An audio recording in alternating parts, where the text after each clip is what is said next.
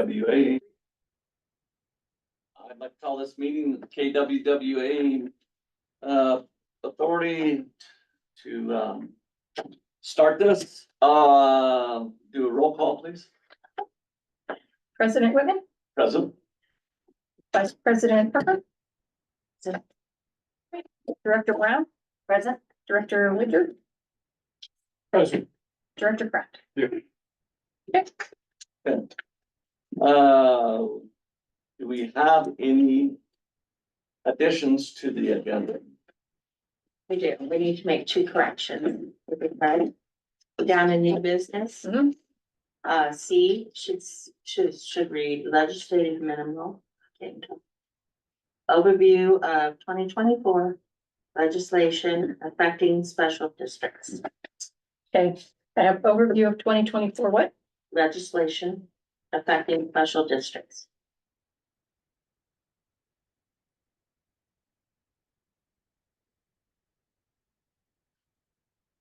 And do you want me to strike digital accessibility or leave that? No, that has to be struck. And then we'll make D, Okay, resolution adopting digital accessibility policy.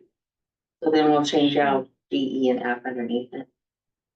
okay, so resolution adopting Digital accessibility policy. Okay, so then everything else will just go down one.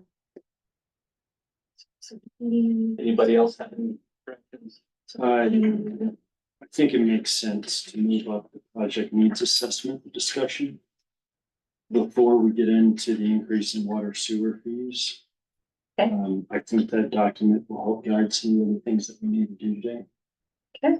And at some point, when it pleases you, Mr. President, I'd like to read something into the record too. Okay, let's go ahead and finish with the agenda. Where's the project needs going? It's gonna become A. On the old business? Yes, Okay. it's flopping up to the top. Okay. Check the wording on it.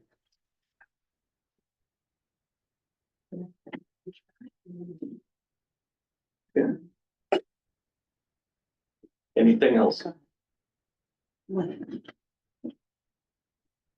No. I was just adding a bunch of people. Okay, so no more additions or changes to the agenda? Just a minute, I'm waiting.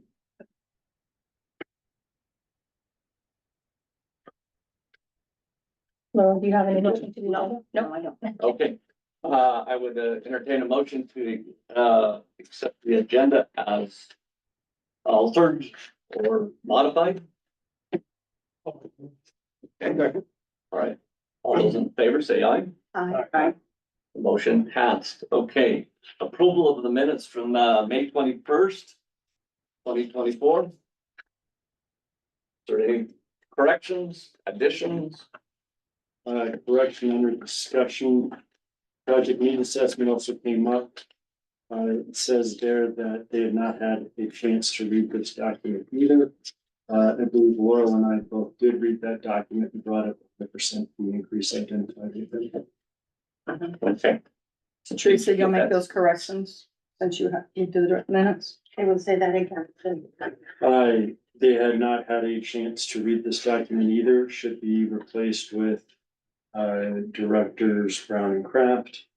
Brought up the need or the 100% increase identified within the project needs assessment.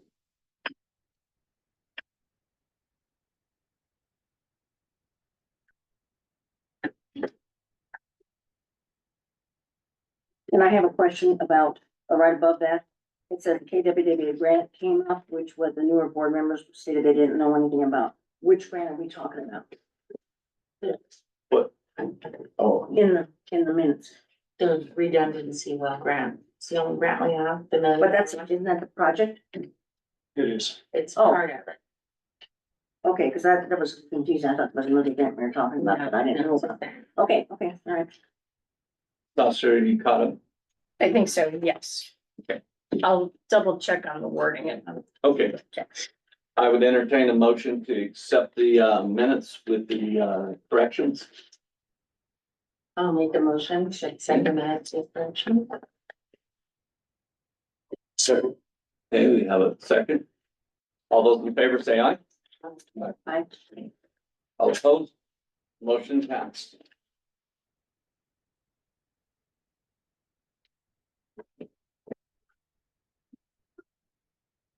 No, it'll go grab it.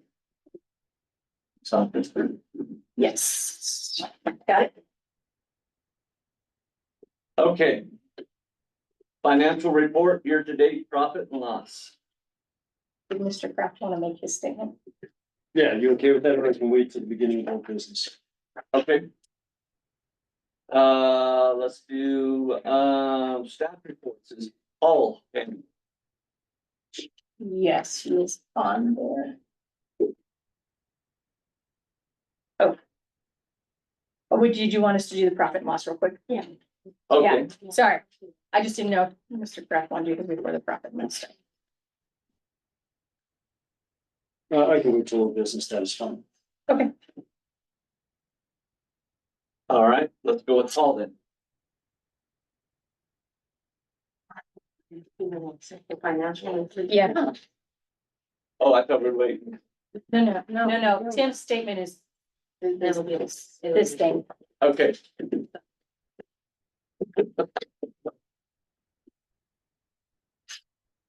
So you want to look over the financials? are there any questions?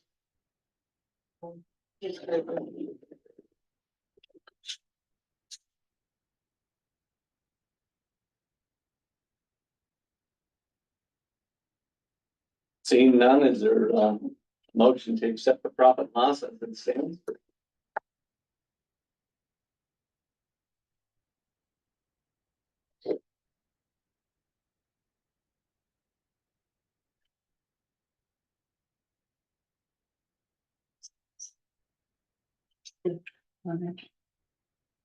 I'll make a motion to accept it. Have a second? Second. Okay, all those in favor say aye. Same sign, opposed? Motion passed. All right, next, Foster. Now, let's try for Paul one more time. All right, Paul, you're on. I'm not sure if you can understand. He is, but. You want to text him real quick? Yeah. Oh.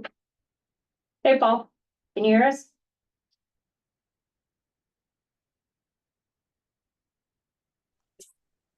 Hello. It's your turn. Yeah, so I don't have anything new right now.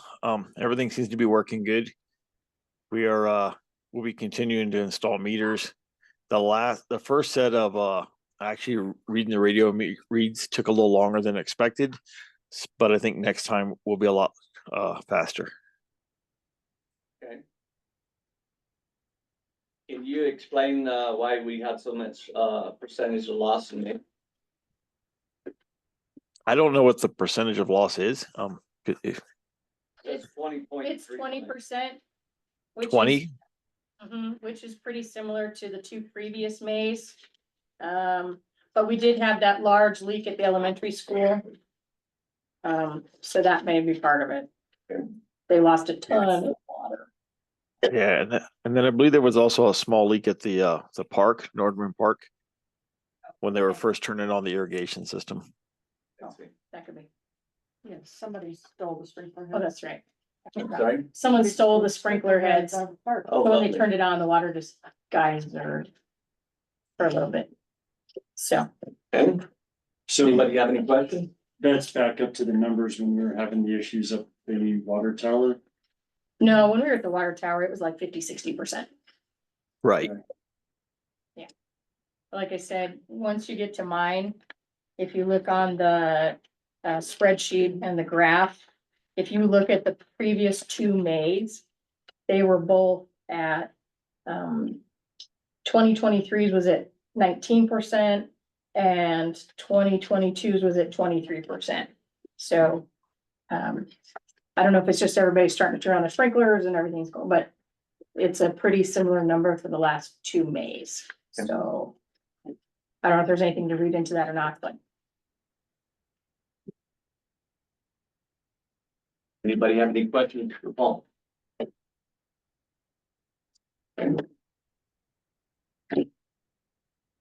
All right, I would entertain a motion to accept Paul's report as read.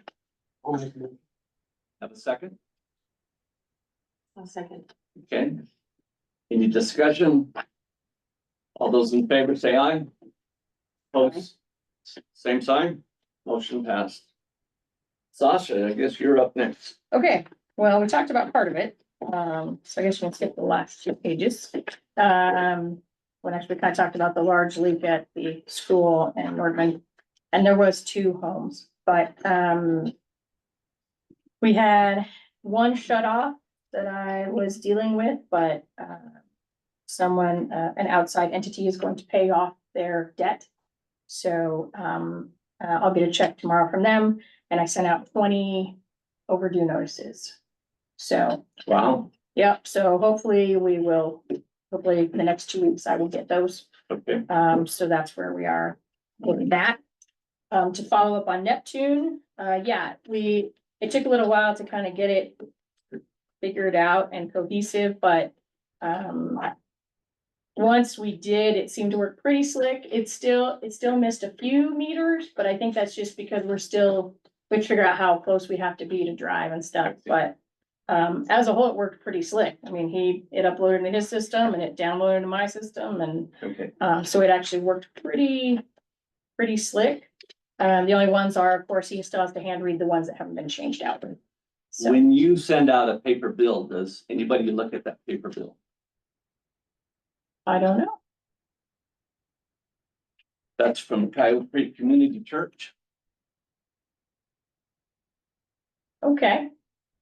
Well, I took the liberty of going ahead and putting $106.14. I don't know if that's correct. yeah, I'll go check. That may be one where we had a couple where they paid ahead, so they didn't have. We don't pay ahead. It's the one that pays the bills. Okay, well then you didn't. So that may be one we missed. Okay, That so, with and the then meter read. for the last 6 months and I only brought 3, Mhm. I've only been charged $104.14, not $106. I Okay. went ahead and paid the I $106.14 will check the system. and, See why it's not doing yeah, that. you can look at it, absolutely.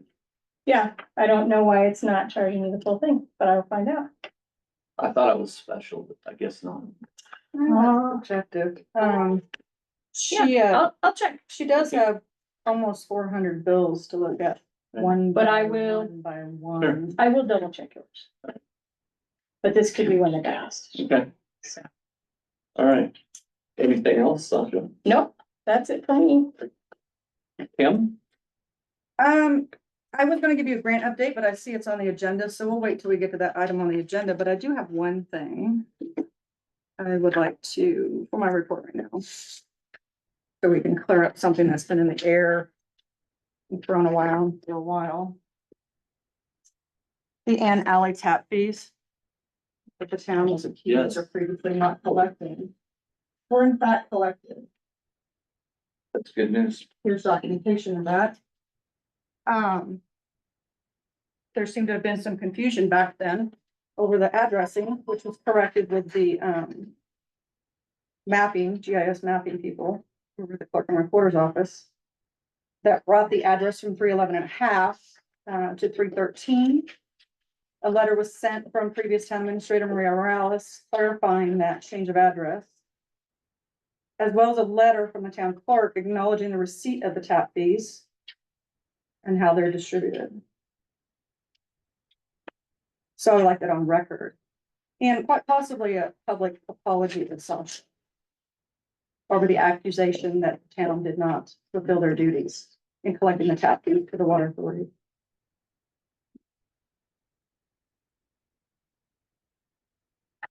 Do you have any questions about it?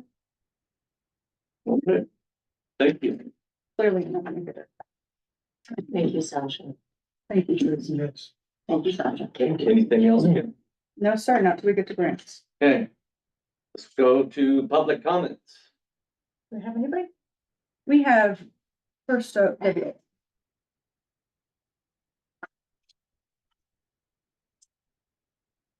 would say that's great to hear that Aunt Allie's taps were paid. Thank you for digging into that. I appreciate it.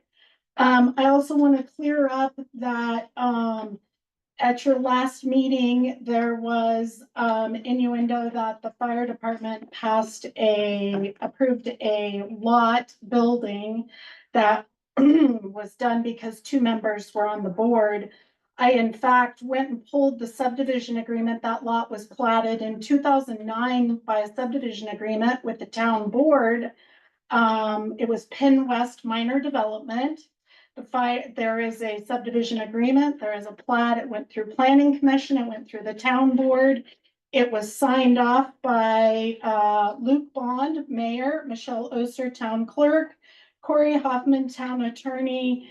And interestingly enough, Mr. Rick Holm, who made the innuendo, was on the fire department board. So I pulled the January and February minutes so that you guys would realize it never went to the fire district. So just to clear up the lot, it's great that we're getting it figured out. So fire district never had any say in that lot. So if you would put those in there in your record. Thank you. And when you're ready. Diana Edstrom. Diana Edstrom, 10243 Private Road 106. Sorry, I gotta say something else on the tap fees. It was the mayor at the last board meeting that said, the water board job is to collect when the tap is done. So he was saying that the issue was the water board was not doing their job and not collecting the tap fees, when it was just obviously a misunderstanding, because that is part of the agreement, the operating agreement between the two companies. I would like to say that some of the things that were said at the last meeting also, for people that don't know, the town is paid $66,000 a year via an operating agreement with the water board to do, management, operations and such of the water system. And I thought the way the comments came across was that the water board wasn't paying for any of the services. And there was no explanation as to how that contract works. And I think that's an important point, because there was a lot of misinformation at that meeting as to the water board is going to be giving away the water and the sewer to a management company, which is entirely not true.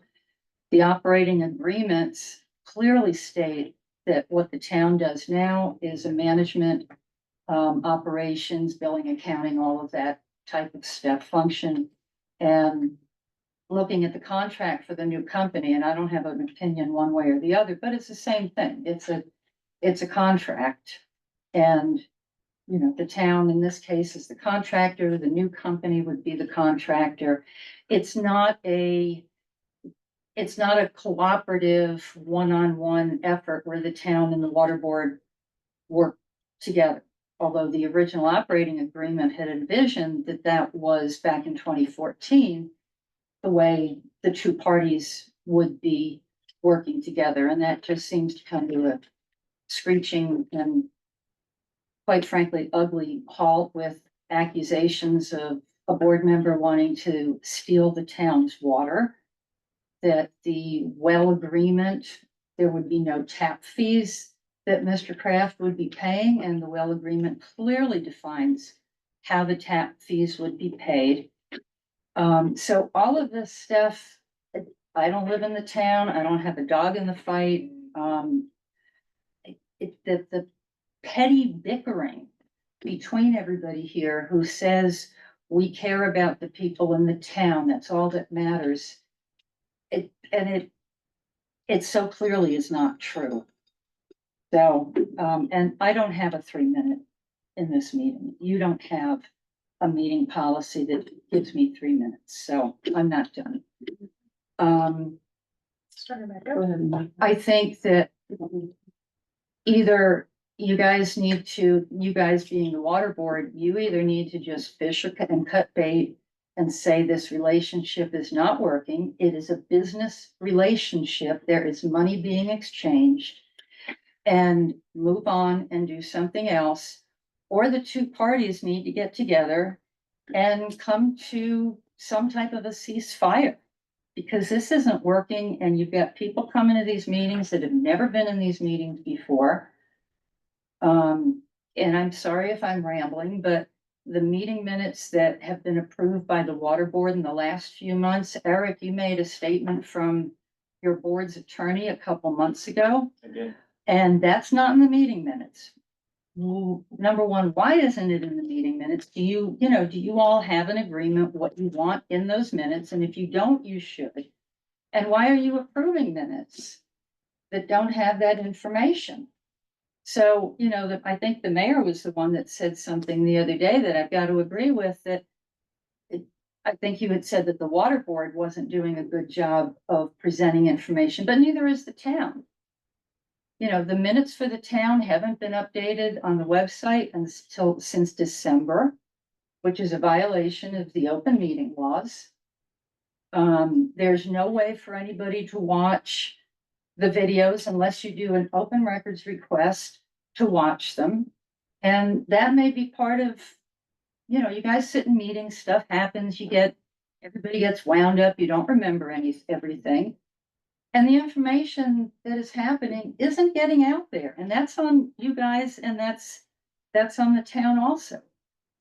So I would just say everybody needs to decide what kind of boards and what kind of town you want to be in. Right now, I would not want to live in this town, the way things are going. So, thank you. thank you.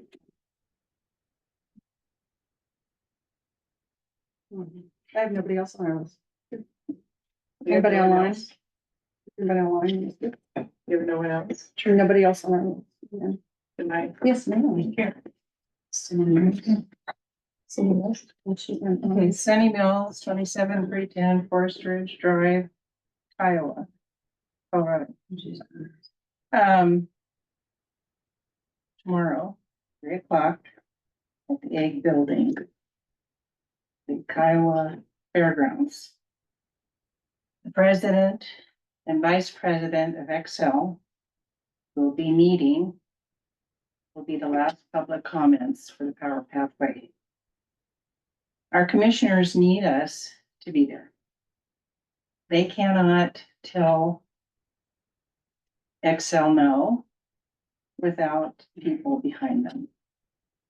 And if only the 75 owners, the ranches that are being affected come, unfortunately, in the egg building, that'll look like no one's interested. So as many people who can be there should, and you're doing a needs assessment for Kiowa Water. And I know that in Maui, the hydrants weren't all working. The town burned down. I know that in a prairie fire, I talked to some people in Elizabeth Fire District. And I said, prairie fires travel, 14, 20 miles per hour? And they said, oh no, high winds, much, much faster. So anyone who's within 20 miles of the Power Pathway, which is going right through the area just a little bit east of here, the north, is under fire advisement and needs to be, especially after seeing what happened in Texas. And they're using Chinese steel, which is what they used in Houston. It's 98 degrees temperature, 90 mile per hour winds, and the towers collapsed, literally collapsed. We've been clocked here by someone just outside of our town of Kiowa, 112 miles per hour. And we are inching our way up to 98 degrees temperatures. Our winds have been stronger than they ever have been before. And so you're going to have to comply as a town with the National Fire Association. They have completely different codes that are much more difficult than anything that you currently have. Including tests that need to be run on hydrants, etc. So that's something that needs to be addressed. It's coming up. They're planning to put it through. Commissioners are going to try to push it east into some of the bigger ranches that actually have solar farms and wind farms. That's what would be best. What would even be better is to bury the lines. They don't want to pay the money, even though they have a delta. The contract is 2.2 billion, and they're only going to spend 1.7 billion. There's a delta there, but they could bury the lines. They're refusing to do that because they want to give their stockholders, profit margin. And it is, on the international stock exchange. Some of the biggest international holders are in China and Saudi Arabia. So please, once again, everybody, this is heads up. Tomorrow, last chance, 3 o'clock to 5 o'clock, the Egg Building, Iowa County Fairgrounds. Thank you very much. Thank you. Anybody else? Go ahead, Jill. I'll put Terry down next. Jill DeVall, 40753 County Road 21, Elizabeth. I'm handing out a spreadsheet that was put together about community resource services when they worked for Elbert County parts of 2011, all of 2012 and 2013. So you can all see this was all garnered from open records requests. There were a number of citizens that put pressure on the county commissioners, and was eventually the county commissioners or the citizens who were successful in getting the county commissioners to terminate community resource services. And community resource services were also doing they were doing all the bookkeeping, so therefore they were doing the agendas for the BOCC meetings. The county was actually paying CRS after they were working for the county, because they had their fees hidden in the consent agenda. And it was the citizens who dug that out. There was also a report filed. This is all documented. You can get it through open records from the county. There was a complaint filed by a citizen with the waste and abuse, fraud, waste and abuse hotline, state of Colorado. When CRS got finished and the books weren't balanced, the county at that time was using Eide Bailey to do the auditing, and the books were such a mess that Eide Bailey said that they would not straighten them out. The county then switched auditors midstream and went with Poisty Adams, and Poisty Adams charged us, the county, an additional $26,000 to straighten out the mess that CRS left before they could do the audit. So I just wanted to add that to you. I have all the documentation if you're interested in looking at it, but that's the spreadsheet that was put together from the county records. Do you have a copy of that for Sasha for the record?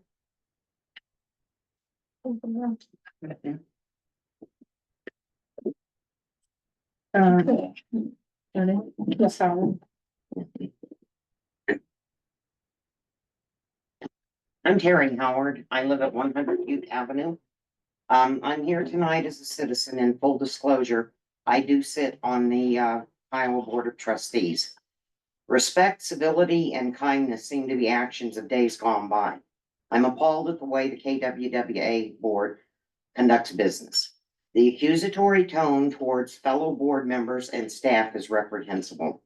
The last public meeting, you treated Ms. Brown terribly. She and Mr. Wager have only been on this board a few short months. Thank you, Mr. Whitten, for understanding that Ms. Brown was not up to speed on the issue. You speak of Ms. Davidson and Ms. Boyd as if they were not in the room. You continually accuse this staff of errors made prior to their tenure. Are they perfect? No, but neither are you. Ms. Davidson did not take the minutes at the last meeting, and there is no recording. Are they gonna get blamed for that? Just stop accusing them. There are around 50 people in attendance, including Zoom, yet you accuse staff of improper notice. I suggest maybe you vote on a resolution regarding meeting postings. For the last 3 years, there's never been a resolution adopted for your expectations of posting notices. Did you guys possibly make a mistake? The board is to give staff direction, not the other way around. Mr. Kraft espoused the urgency to pass rate increases due to the grant time limits. But did he tell the public the KWWA must match that $1 million grant with 70% or $700,000? Mr. Kraft stated that he had had a few unfulfilled core requests concerning the grant. He didn't request it. Diane Miller, his attorney, also the registered agent for CRS, did. That request was fulfilled April 25th, well before the last meeting. There's a contract with Headways, Paul, to service and maintain the water system, not the town. Is this contract going to end as well? Do you think if we weren't in compliance, we'd still have water flowing?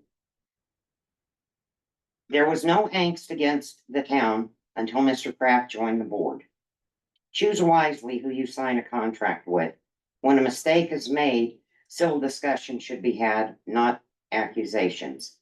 Please start treating each other with respect and sweep your own porch before you sweep someone else's. Thank you for your time. Thank you.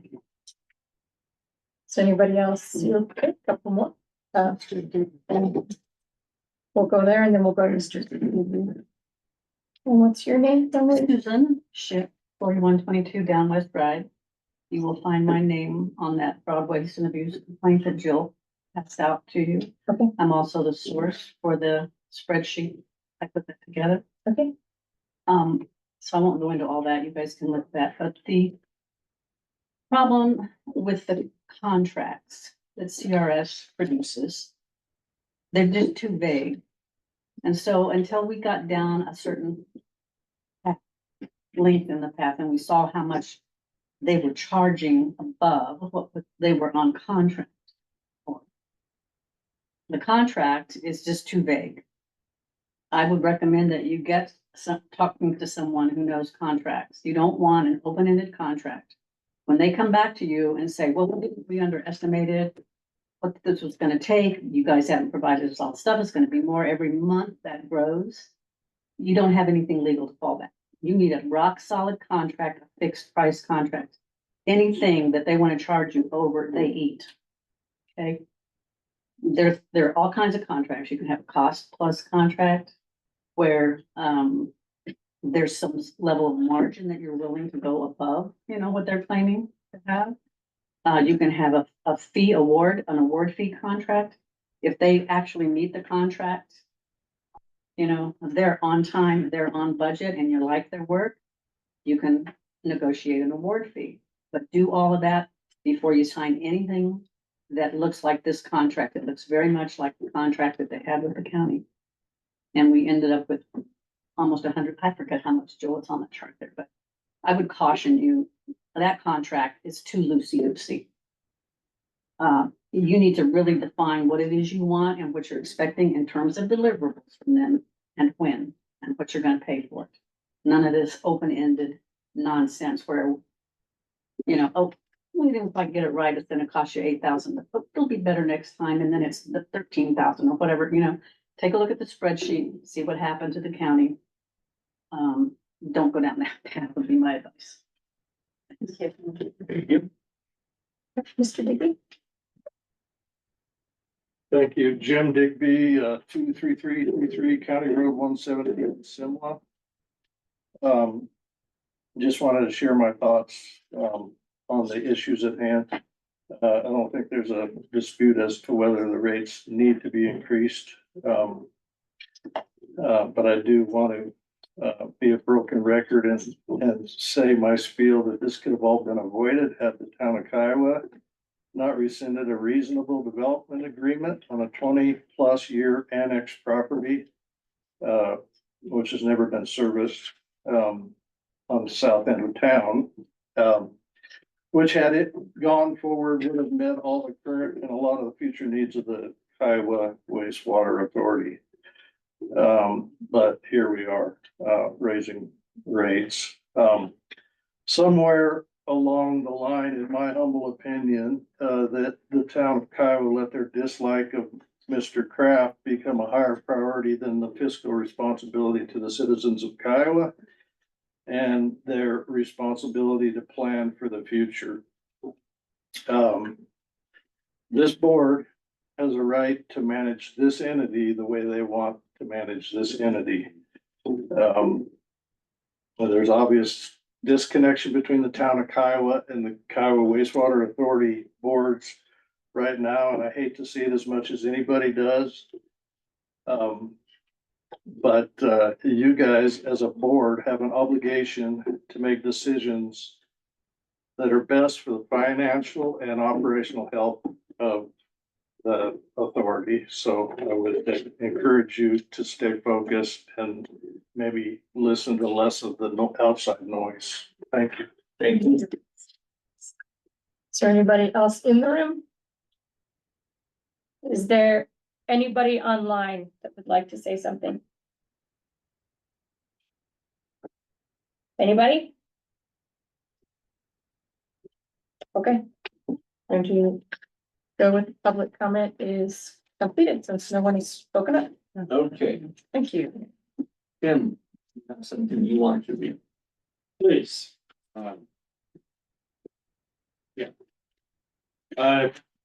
Prior to further action by the board tonight, prior to my voting on any matters on the agenda, I'd like to advise the authority of the following. Conflicts of interest arise when the government official has substantial interest in a matter before the board, in this case authority. Substantial financial interest arises when official owns 5% or more of the company that is going to have a contract or other business relationship with the government.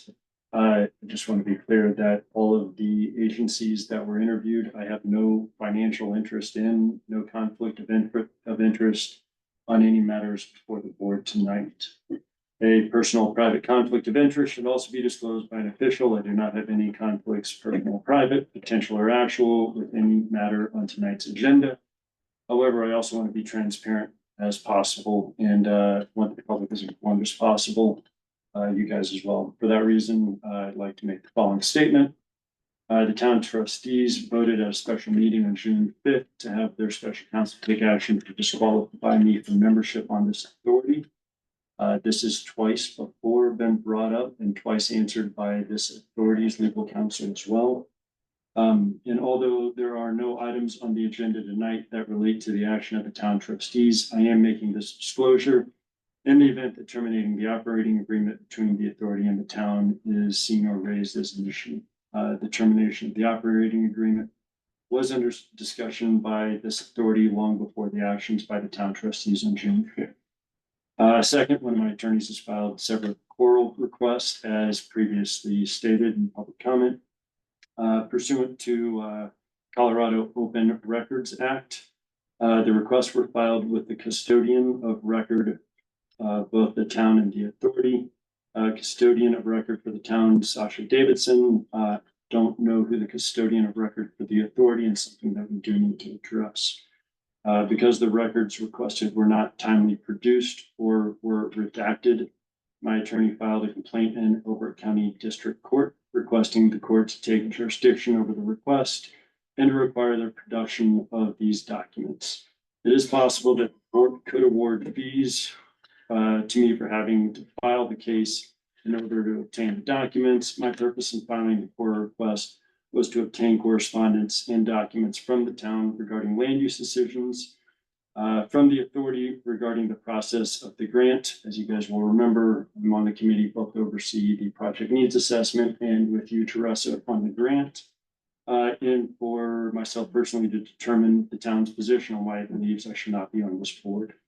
I believe the public should be able to see and review public documents following Colorado law, serves all of the public and is for the very reason for this please add to the minutes of tonight's meeting. Furthermore, I've offered before in public, happy to do so again. I am open anytime the town would like to meet in either a work session with attorneys, me personally, or if it's the pleasure of this authority, potentially a joint work session to get some of these issues behind us and move forward in better faith. Thank you.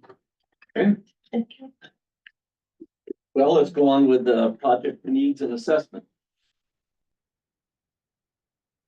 Ms. Brown, would you like to lead or would you like me to? Well, you can start and then I'll jump in when I.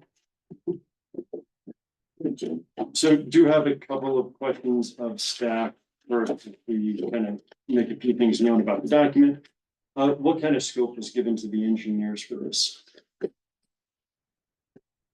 do you mean, what kind of scope was in? Was the scope specifically for the grant? Was it a broader assessment of the whole system? Just what was the scope that was handed over so that the engineers could prepare this project needs assessment? The decision was made by your board not to put out an RFP and stay with Right Water Engineers on this, since they have followed KWWA through the entire process. So Right Water Engineers is very familiar with the PNA process. They work with CDPHE on a constant basis, doing this for other entities.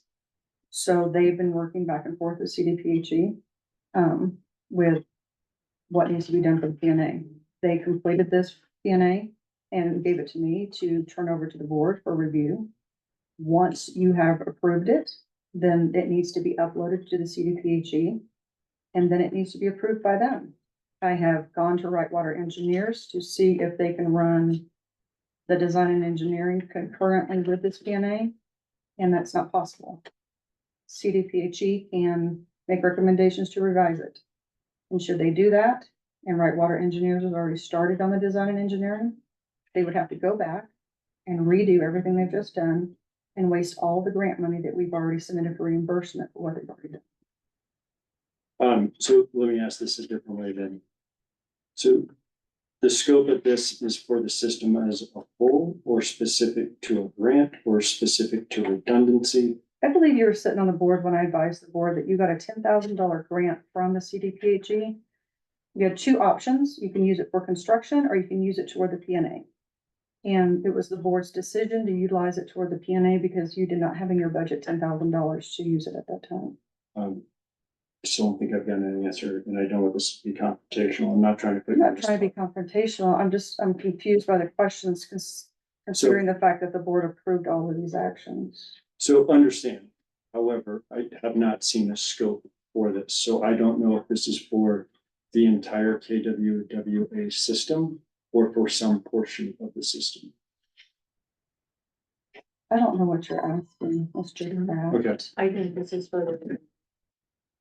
All of this is for the redundancy. Is that what he's asking? If it's toward the redundancy project? It is only for the.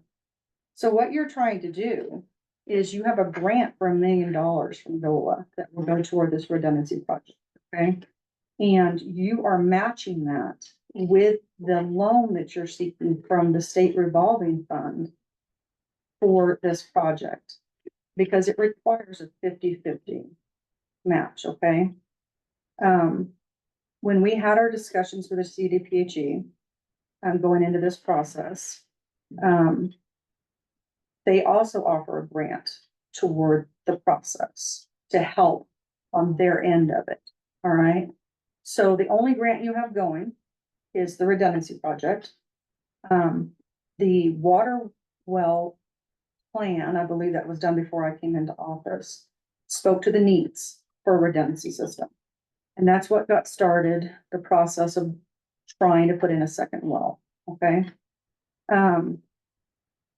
So the only way you're going to achieve that is through loans right now and grants. The PNA is required for the loan portion of that project.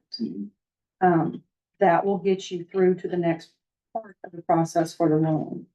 Once that is done, they can move on with the rest of the loan process. And you can move on with the portion of design and engineering for the well project. Okay. Does that answer your question? So this report identifies roughly 5.7 million. Yeah, that's a considerable jump. Then my question for the project was, the scope of this is whether or not that's like an immediate need, if it's specific to the grant or if it's for the overall system. It sounds as if it's related to the redundancy grant, then it's not necessarily all encompassing. Meaning that there may be additional dollars outside of the project needs assessment. There may also be priorities for long-term aging infrastructure. And the like. What I mean by that is the 5.7 may not be the total number that the district needs in the near term. Beyond that, going back to the grant and the loan that Kim mentioned, in order to support that, it basically states that in order to maximize the grant, we effectively need to double rates only to meet this 5.7 million obligation. Now, as you and I talked, and I think Ms. Brown, we talked about this too. There's probably some savings in here. It looks like this scope may be a little bit hefty, but it sounds like it was also designed to maximize the grant as opposed to the actual true immediate need. But even if we reduce this scope dramatically, reduce that 5.7 materially, so like say cut it in half, it still means we need to increase rates by about 50%. Over how long a span? So it's more or less immediately to get the loan in place to get the grant matched. Does that make sense? Yes. So that means the 9% that we're looking at is not gonna be enough. In terms of this scope and maximizing the grant, no. However, there are other things that we think can potentially be done, and maybe it's applying for an additional grant for additional design work to prioritize what the biggest needs are for the system.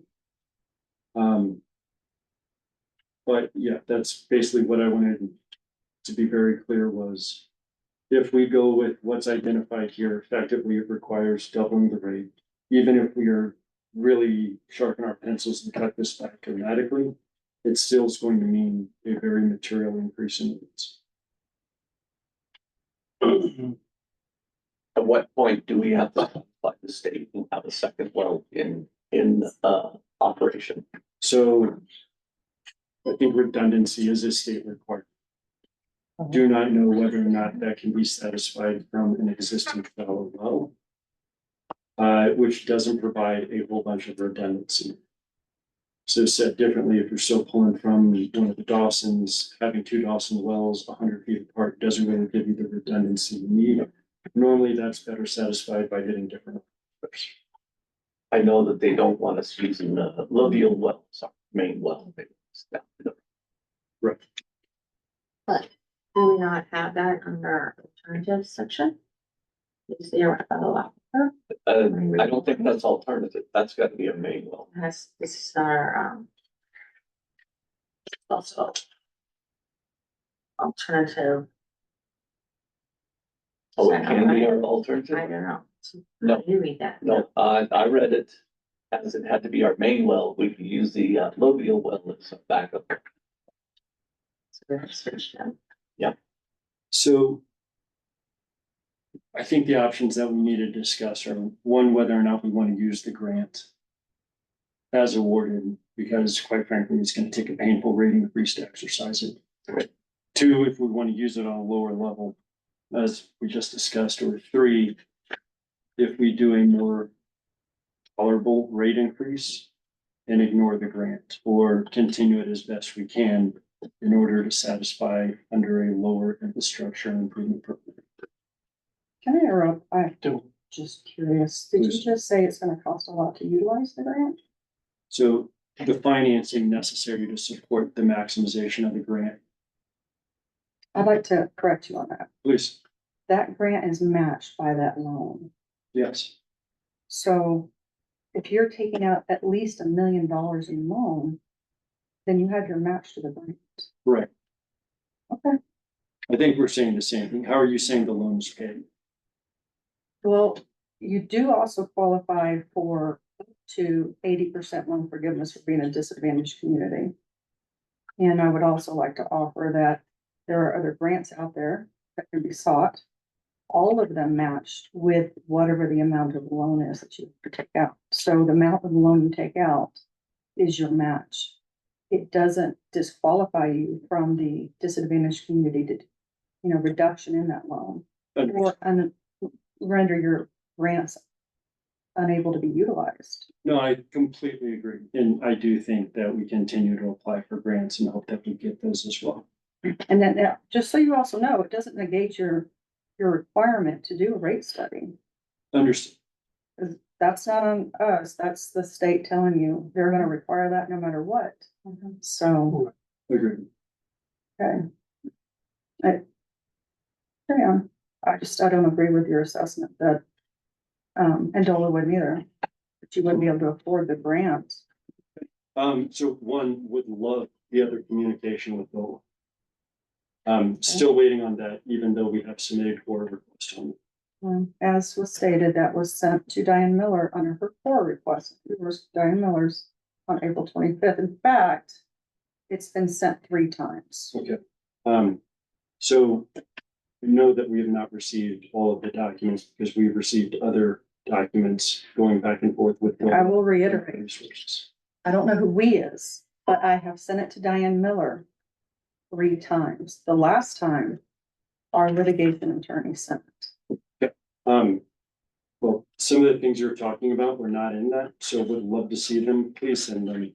Not trying to be adversarial here, but this will help us make better decisions as a group. I actually sent you every single document I have that was requested regarding the grant. Every single document. I don't have anything else to give you. If you would like to communicate with Dola, Eric is the point of contact for the board. And he has all contact information for them. Wonderful. We will do so. Okay. Or do you have anything to add? No, that's pretty much it. I have a question. So this comes up to saying 5.7 million. Yeah. I'm confused between your conversation. Okay. We can be matched at 5.7 million. I mean, we're. No, you're matched to whatever the grant amount is. Okay, Okay. so, I mean, that's $1 million. Yeah. If you are getting a loan for 3 million, you've met that match. Because you're taking out a debt of $3 million. You only need $1 million of that to match that grant. Okay, so you've got a match there. So I'd still owe. You would, and $4.7 million. Tim did point out, some of those things that were on that previous cost estimate, they're not required for the well itself. I mean, it afforded, a new storage tank Right. that doesn't need to be replaced, but for $3.2 million, it could have been. But if they're now coming back saying, just a year later, that it's a change from 3.2 million to 5.7 million, you might want to consider cutting some of those things out that aren't directly related to just putting the well in. What was the initial cost for filling the wells? $1.25 million. 1.6, I'm seeing. And that's just filling the well. Wow. There's additional 26,000 for well equipment. New well chlorination building system, valves, metering, 400, 500K. Working the like. So. And then there's some backup generators, so maybe 2 or 2.5, somewhere around there.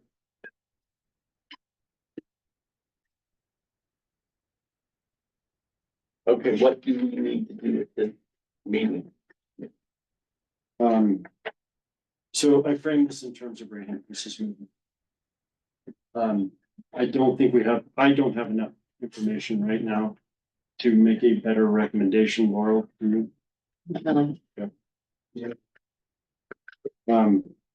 But when I'm looking for the fee schedule that shows, so are we in agreement that the loan would need a rate increase unless there's an additional grant award? That is not a determination that can be made by staff. That is a determination that will be made by a rate study that will be ordered by the CDPHE. So I thought I saw that in here. There's a lot. That's always a requirement. So Anytime they give away money like that, they're gonna wanna make sure you're able to pay it back. understood, but I think the engineer's gonna do the quick and dirty math for us This is already. what you're looking for. Yes, thank you. Sticky notes are handy. Loan terms, 4.3 million, loan at 3%, 20-year term. Average water charges above base rate, 47,000, and that's what is needed to go back. So, yeah, this is what I am talking about in terms of the increased rate.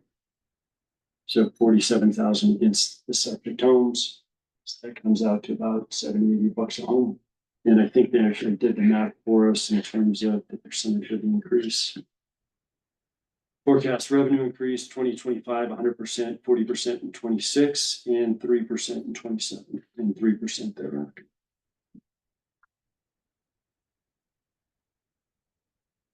That sounds all good. Well, we already have delinquent already people that can't pay their bill. I They're 100% $100%. No, Obviously, I know what it says. so we need to be looking into other grants, whatever that, absolutely. Yeah. Yeah. not even 50%. I just can't. I completely understand. Yeah. I live in the town.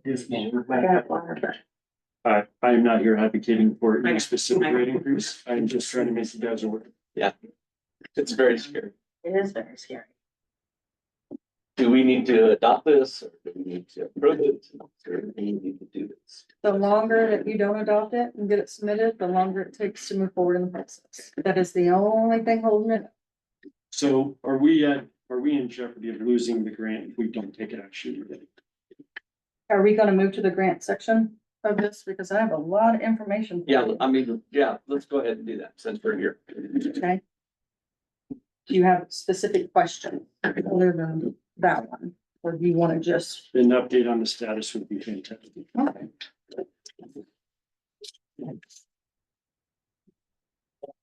This is an email that was received from DOLA today. Mr. Whitman was CC'd on it. That is your update in DOLA on the status of your grant.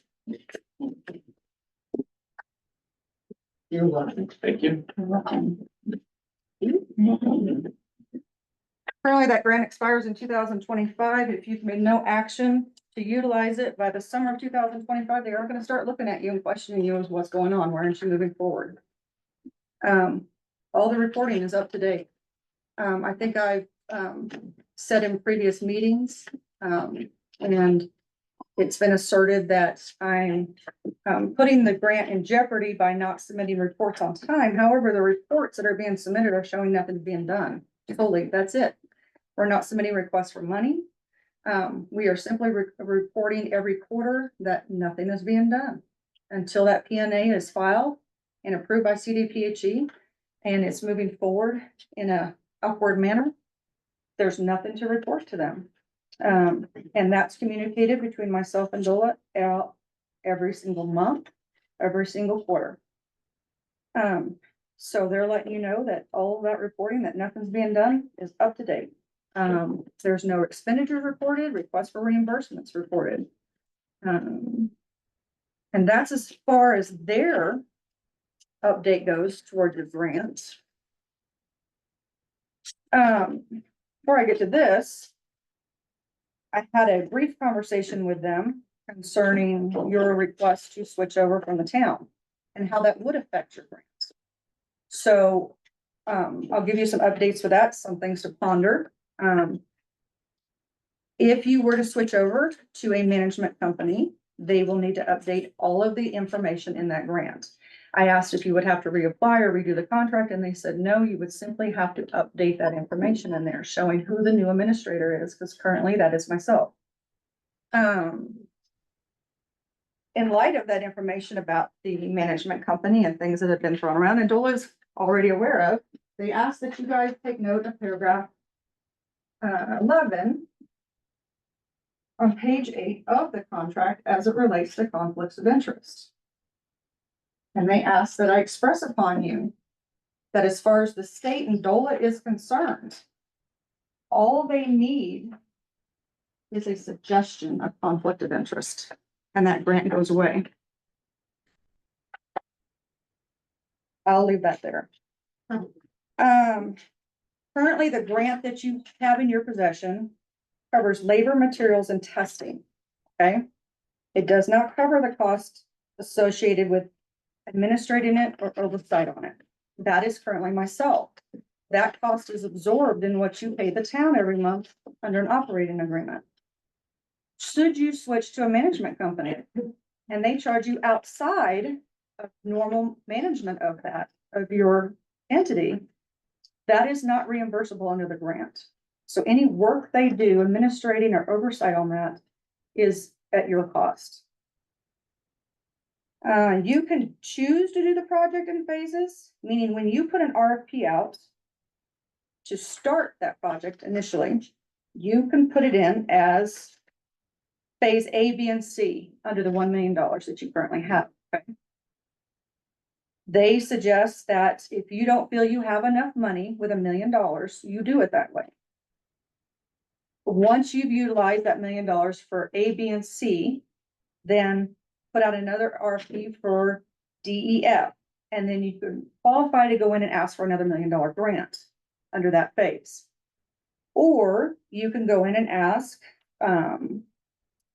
to, let's see, increase it or ask for supplemental funding under the $1 million grant you have. Now, you are only eligible to do 50% of that, so you're only eligible for $500,000. Either way, either option you choose, you have to have a 50-50 grant match. 50-50 or 70-50? 50-50 is what she told me. And should you get to the end of your 2025 expiration date with them, they are very generous with extensions.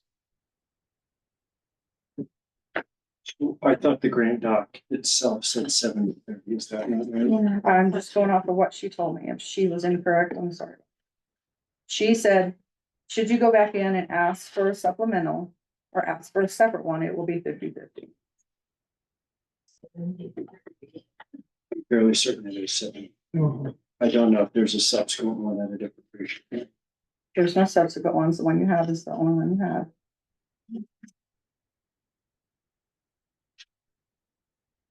Eric has Miss Vita's information, contact information, because you were CC'd on that email today. So if you need to clarify anything that was given to you in this report today, feel free to email her and she will answer you. Okay.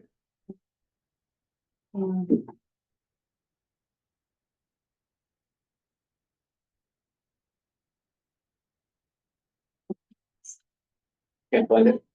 No, I plan on taking out. Carl, do you have anything to add? No. Tim? So well, I do want to get to the bottom of the 70-30 or the 50-50. Does anyone have the actual docs? I'm having a hard time connecting.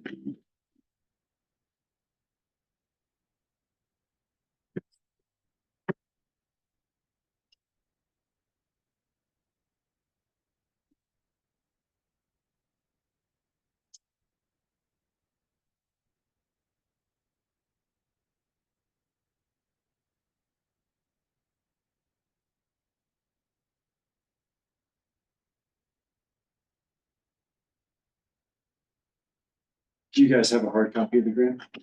No, I don't have a copy of it. It's all digital.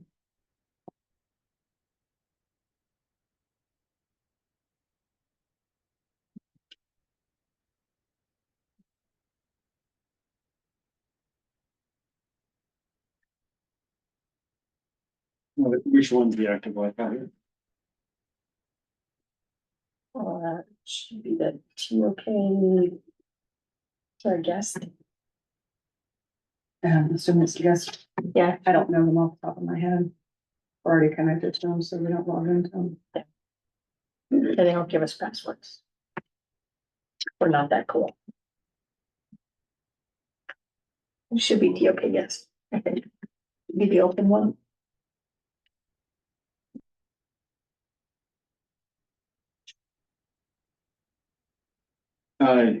We saw an email, I think it was forwarded from the previous president stating that the grant was not in compliance. Is that not accurate? I think I just covered that. So can you address that email in more detail? The email was reminding me I need to submit a report. Nothing is being done. And And the report you have in front of you that was just received hours ago from DOLA says they're all current. I understand that it's current now.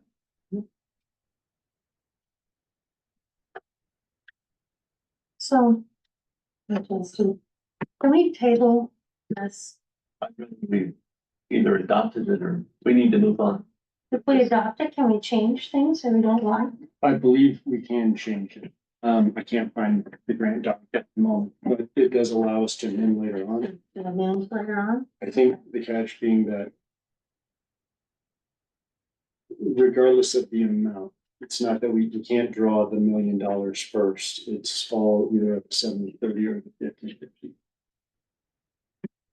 Tim, you or Laurel, would you like to make a motion? You were on this committee. I'm just wondering, like to ask Kim another question, to see if there's anything else that we need to do before we make a motion. I can't think of anything else. So And you're the one that really knows this the best. The only thing that they're looking for is for you guys to approve that PNA, so we can get that uploaded to CDPHE, you can approve it. And you can get to utilizing the grant through DOLA and moving on with the SRF process. But we're not gonna be penalized if we, like you said, if we had other questions or other adjustments or amendments. I'm not sure if you can use as much of that $1 million as you need to utilize. You're not required to utilize the entire $1 million. There's a 50-50 match on everything you, from what DOLA says, on everything you utilize off of it. But it has a deadline on it, but like she said, you know, they're generous with their extensions, so you're not in threat of anything. In short, you're not in threat of anything regarding that grant at all. You're not gonna lose it. You're not in violation of anything. You are absolutely golden as far as that grant is concerned. Just one minute, because I'm not familiar with grants. I understand. Yeah, just asking. Yes, ma'am. I just want to set, I know you have fears. I'm hearing fears. And there's no concerns concerning the grant as far as it stands. You have utilized all the $10,000 for right water and the PNE, but they did quote you $12,000 to complete that. So you've utilized the $10,000 you were given. You already knew you were gonna spend $2,000 out of pocket. But you're at no risk of losing anything. It's just, if you want to get moving with it, you just have to get past that process. Could you form a motion, please? Well, I'm not good at forming motions. But what we're going to ask to go ahead and, sorry, Can you help her? you help me with the motion. So are you wanting to approve the PNA with whatever revisions this board has come forward with needing? You've reviewed it, you've found revisions with it, which I agree with a lot of things, what I'm aware of at this Right. point. So you just need to make a motion to approve the PNA with revisions put forth by the board for submittal to the CDPHU. Thank you. You're welcome. That's my motion. I would take that second. with the changes you had already identified in addition to what we talked about today, correct? Yeah. So you previously provided those to staff? Yes, I still need a just a second. question, but, you know, we could just discuss what we need to. I'm assuming, right, everything? I'll make a second. Okay. I think we've discussed this enough. So all those in favor say aye. Oh, same sign. All right, increase in water and sewer fees resolution.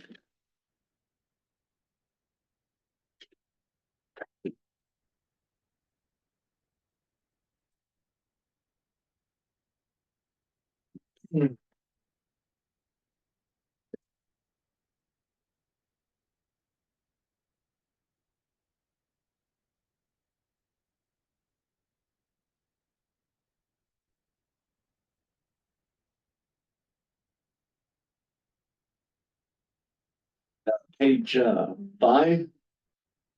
Down to number 8. The annual fee increase. We're looking at the monthly water service charge and the monthly sewer and service charge, collectively monthly service charges.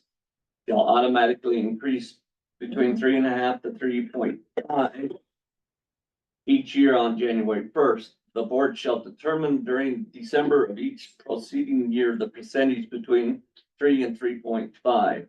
That the monthly service charge shall automatically increase in January of one of the subsequent year. In the event that the board fails to make such a determination before January first of the subsequent year, the monthly service charge shall automatically increase 3.5. As an example, the board shall determine during December 2024 the percentage between 3.3% and 3.5%. The monthly service charge and shall automatically increase on January 1st, 2025. There is alternative language. Triangular fee review, the monthly water service charge and the monthly sewers service charge collectively and monthly service charge shall be reviewed by the board every 3 years and adjusted if the board determines that such adjustment is necessary. I need some discussion and some opinions. Which language would you guys like to use? Well, I think looking at it every 3 years, people are on track.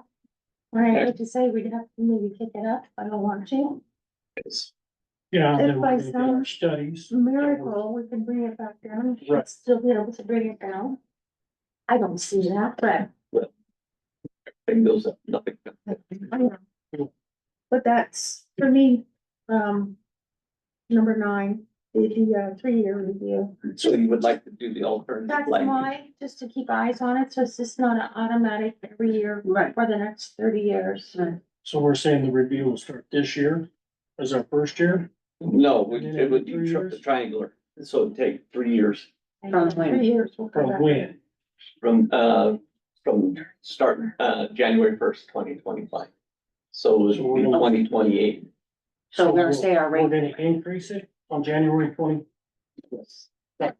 That's 3%. Yes, And then in 3 years we'll review. yes, there'll be an annual 3% raise or 3.5% raise.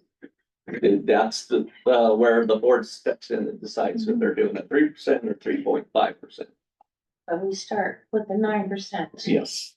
immediately. And then at the end of the year, in January, the new year, go up another 3. And we're doing 9% That's what we were talking about. Sticking something from the up. study or, I know, but when did we determine 9% on it? That's what, 3 meetings ago, we went over the numbers. We went from 3, 6, 9, and 12, and we did 15. We all kind of agreed at 9. But Yes. where did that come from? That come from a study? That's what I The never. 9% Yeah. came from adding 9% to what we currently have as a water and sewer rates. Okay, So we added 3%, 6%, 9%, and we looked at the numbers and said, adding $12 more or $15 to our bills.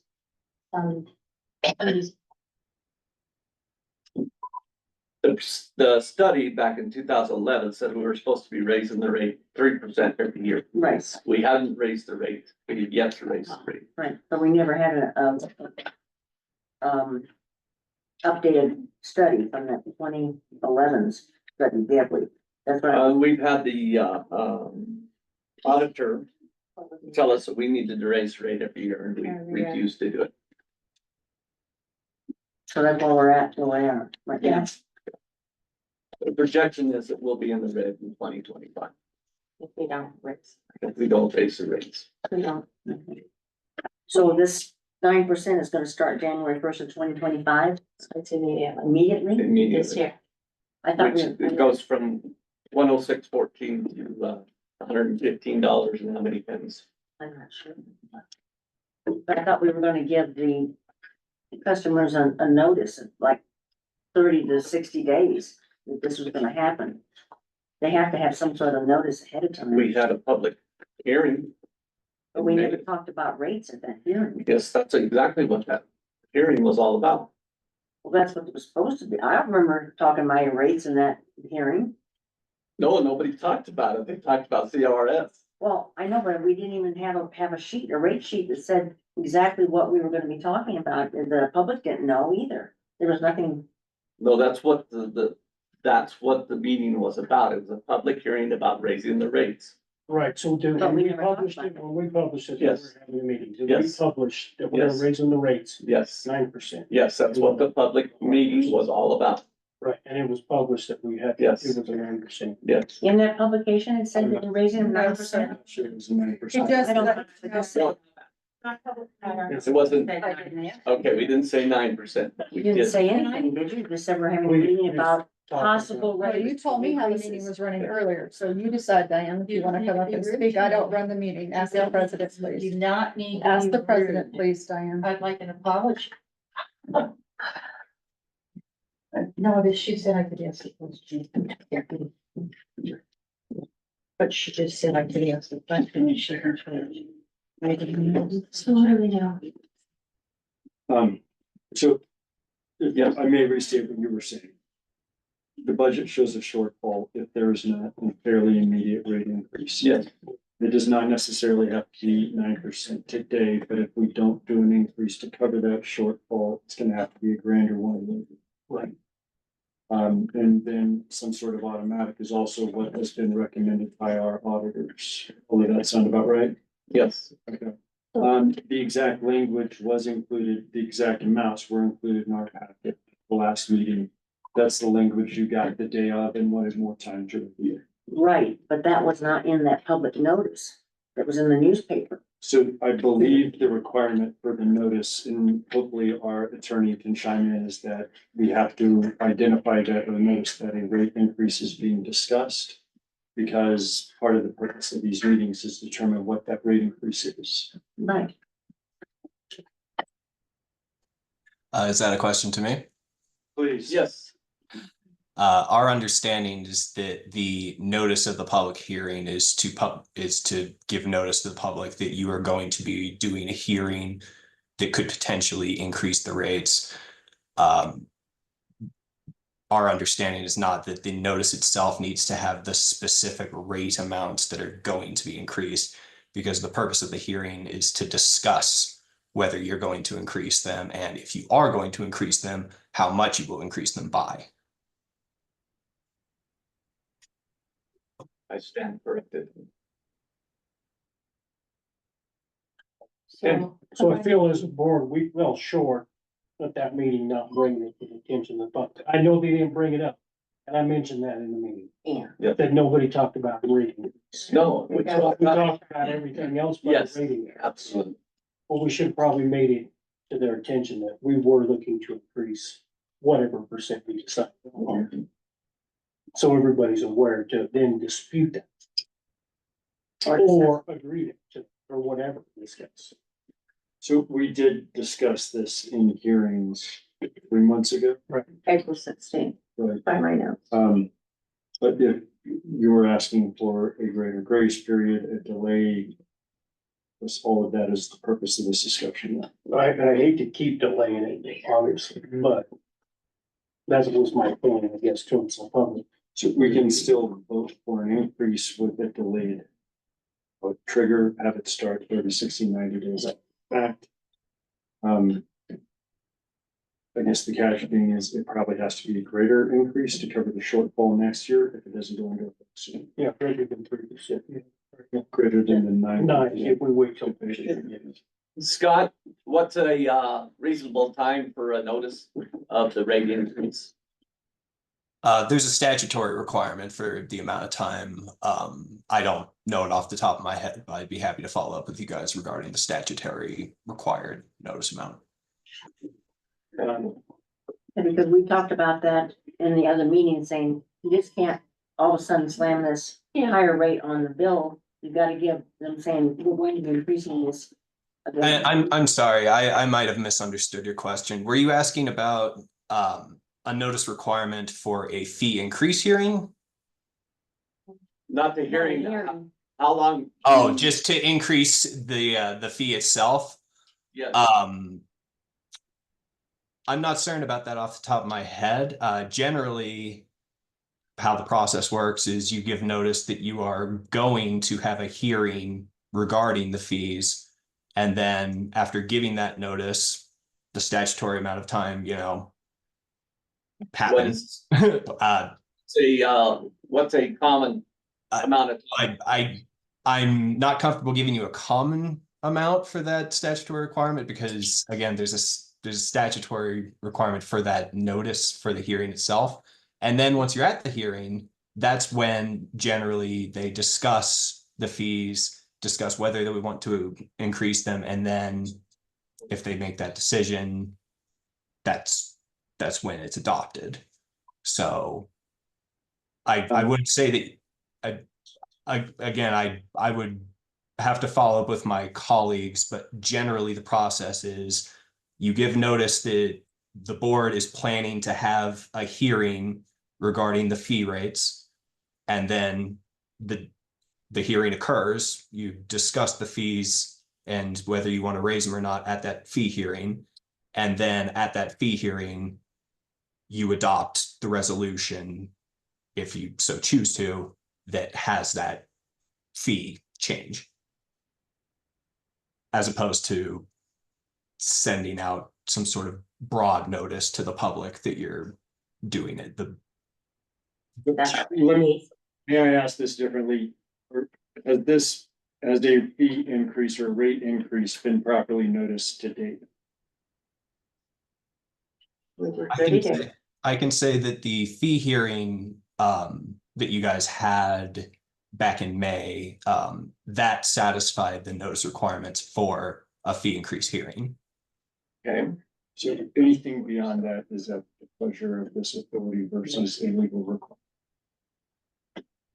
So we can talk about this like we did last time, saying you need to give them in the bill, saying we're gonna increase the rates in 30 days or 60 days or whatever.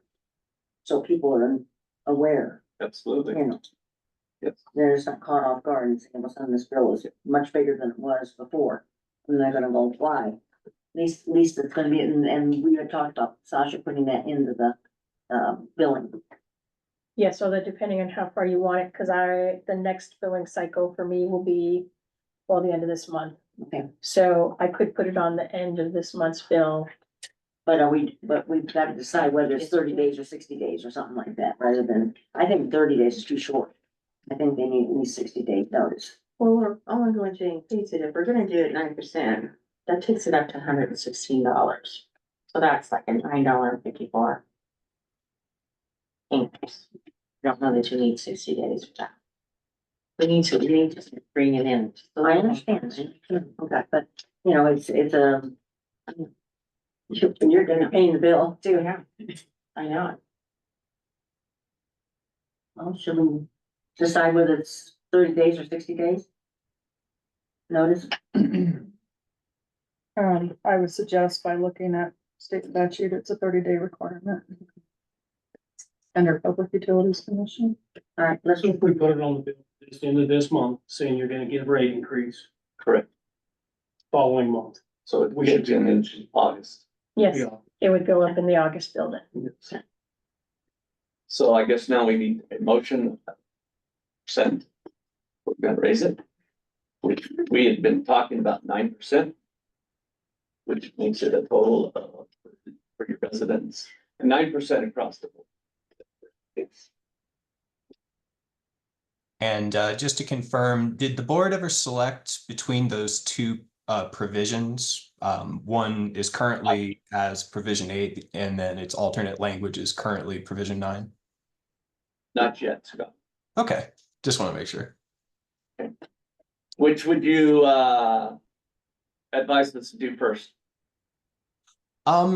Well, if you're going to be adopting the resolution, the reason why I said that is you would make a motion to adopt the resolution with, the discussions about the fees that you had and the provision that you selected. I just want to make sure that the minutes are showing, what provision you guys want, what Okay. you want, that kind of stuff. All right.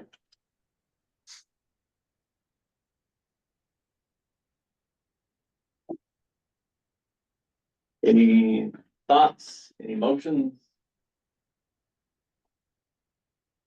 You wanna adopt the number 9?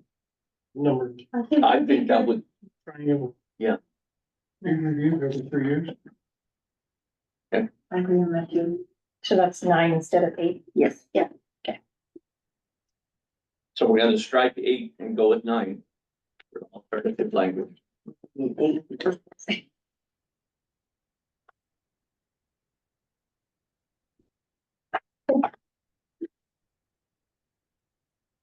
that a motion? Yeah, I'll make the motion. Can I have a second? Okay. All in favor, say aye. Aye.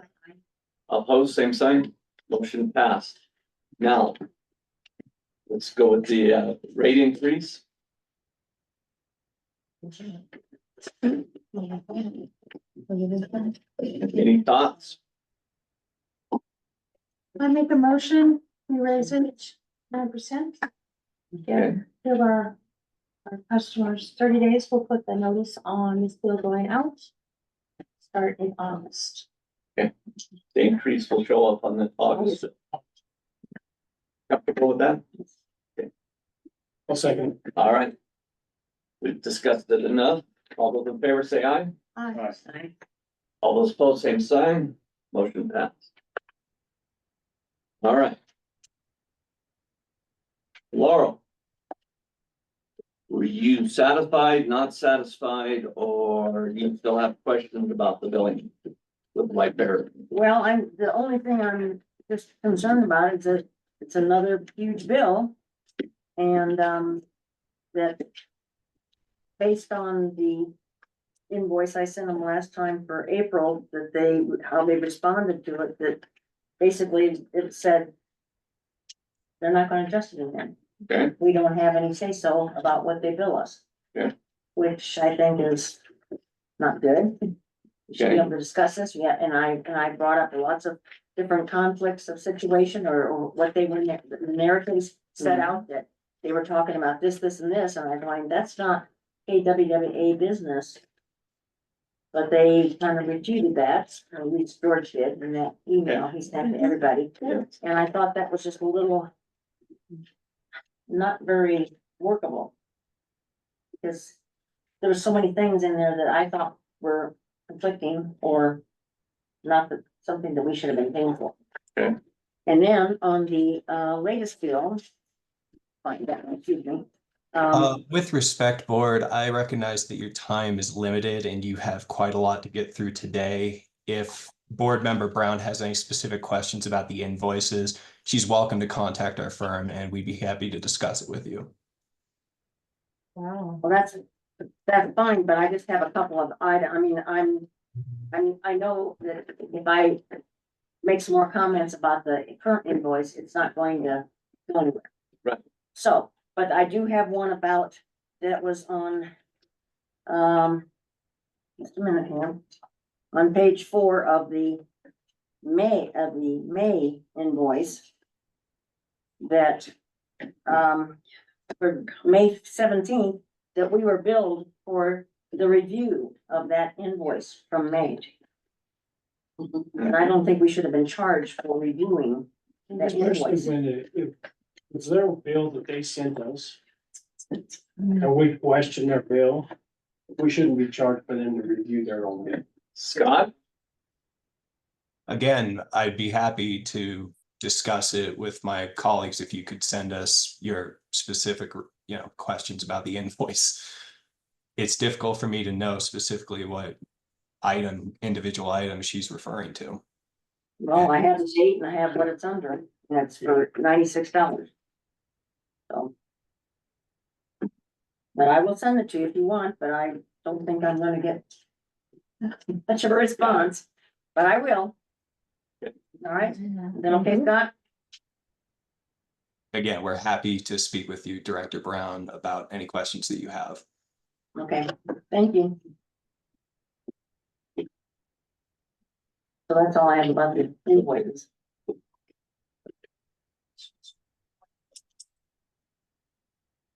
So while we're on the attorneys, Scott, did you have some follow-up on the forced annexation subject?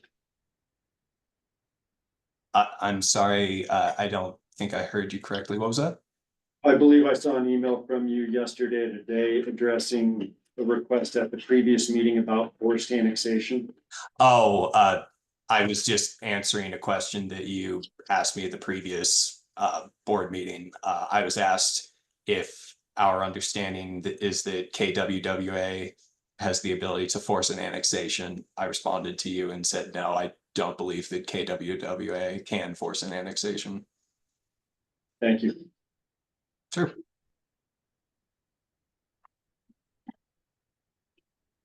Okay, are we ready to move on? Okay, letter of termination, operating agreement. We've talked about it. Is there any more discussion? We talking about the current letter that is in this packet? We've had several letters.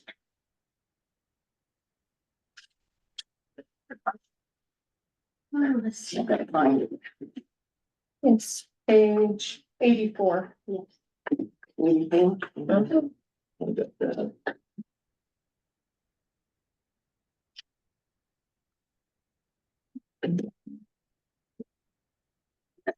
And I'm still not like, I'm not gonna be able to even straighten my number. It's numbered. There's a lot going on. A lot. Better blast. I know. Yeah. I figured out how to do that today. Yeah. Okay, Uh, yeah, I have some questions about, well, some of them are just the way it was written up and everything. First of all, was this actually, or this will be mailed out certified email and mail? Is that what it's gonna be? Scott, will it be email or will it be mail only certified? It'll be both. We would send it via certified mail and then also email, so that way they're able to receive a copy a little bit sooner. But we do it through certified mail because the operating agreement has certain notice requirements. So Okay. that's us trying to satisfy those notice requirements. Okay, I just like to state again that I do not agree with firing or replacing the town of Kiowa as administrators of the KWWA. Okay, so, I would agree with that right now. Okay. Because I fully don't feel like we're at a position to hire another company that we haven't all agreed. Okay. and I feel we're gonna lose a lot of different benefits that we're not actually paying a certain amount for, not being billed for. There's a lot of benefits that are being rolled into this package. Town of Iowa is doing for us, Kim and Sasha are doing for us. Okay, in this actual letter here, it says it's to the town of Kiowa and to Ruth Bourne, and then they talk about dear Mrs. Davidson, and they don't talk about Miss Bourne. So that's just a minor thing, but it's not good form. I'm happy to explain that, Director Brown. The reason why we are reaching out to Ruth Bourne is because we're specifically required to, per the notice requirements in the operating agreement. The operating agreement says with a copy to the city attorney, Ruth Bourne. So Right. the letter is addressed to the town clerk, which is Sasha Davidson. But I was talking about the greeting, where it says dear Mrs. Davidson, and it doesn't say dear and Mrs. Bourne, Miss Bourne, is what I'm saying.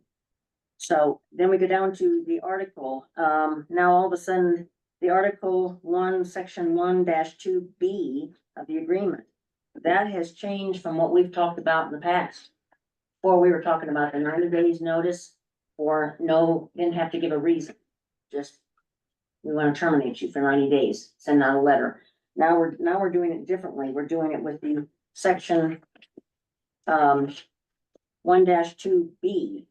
And that statement is I'm reading from the actual operating agreement. It says for default or other cause, upon the 10 days notice, advance written notice to the town, provided that the town shall have an opportunity of no less than 30 days to cure the alleged default. Well, we haven't sent out a letter to them yet. For 10 days, and we did not give them 30 days to cure the default. That's what this letter is about. I know, but you're talking about the Article 1, Section 1-2B. And that is not what we had talked about before. It's now, it says we have to send out a 10-day notice. Is this what we're doing? 10 days notice? This 10-day notice? Yes. and giving the fault, and then they have 30 days to cure all this? All right, but the other thing is that all these different,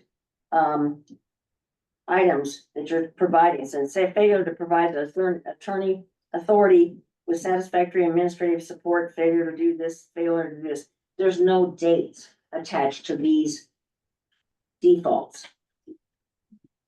There should be specific dates attached to each one of these defaults that are listed here, so we know when they happen. I would say chances are 95% or 100% of these defaults never happened when Kim and Sasha were working here. So I'm saying this needs to be a little more detailed about saying you need to put the dates in here, that when these defaults happened. So we can compare exactly, was it when they were here? Was it not when they were here? If it was when they were here, then they should be accountable for it. If these actually happened, we don't even know that yet either. Okay? Okay. So that's my concern with that paragraph in here. Anything else? Okay, then just format, again, for signature blocks, things like that, should have people's names in them that we know are gonna be signing these documents. Okay, Anybody else? So when we send it, you're supposedly gonna send out this 10-day written notice. Can we review if they've cured all the defaults that they've done? Is that what we're looking at? I would think so, yes. I mean, it's just kind of thrown, upon us on that, so to me, I would have to agree with Laurel on, what the defaults and the dates were, but then, we get 10-day, we haven't fully agreed as a board who we're gonna go with for sure yet. If we're putting a 10-day notice up, kind of putting our back against the wall quick. In my opinion. Yes. What if we go with 90 days? Then we can discuss the contracts. And that, who we really wanna go with. We did make a decision with CRS. Go with their contract. Put in some more detail that was suggested.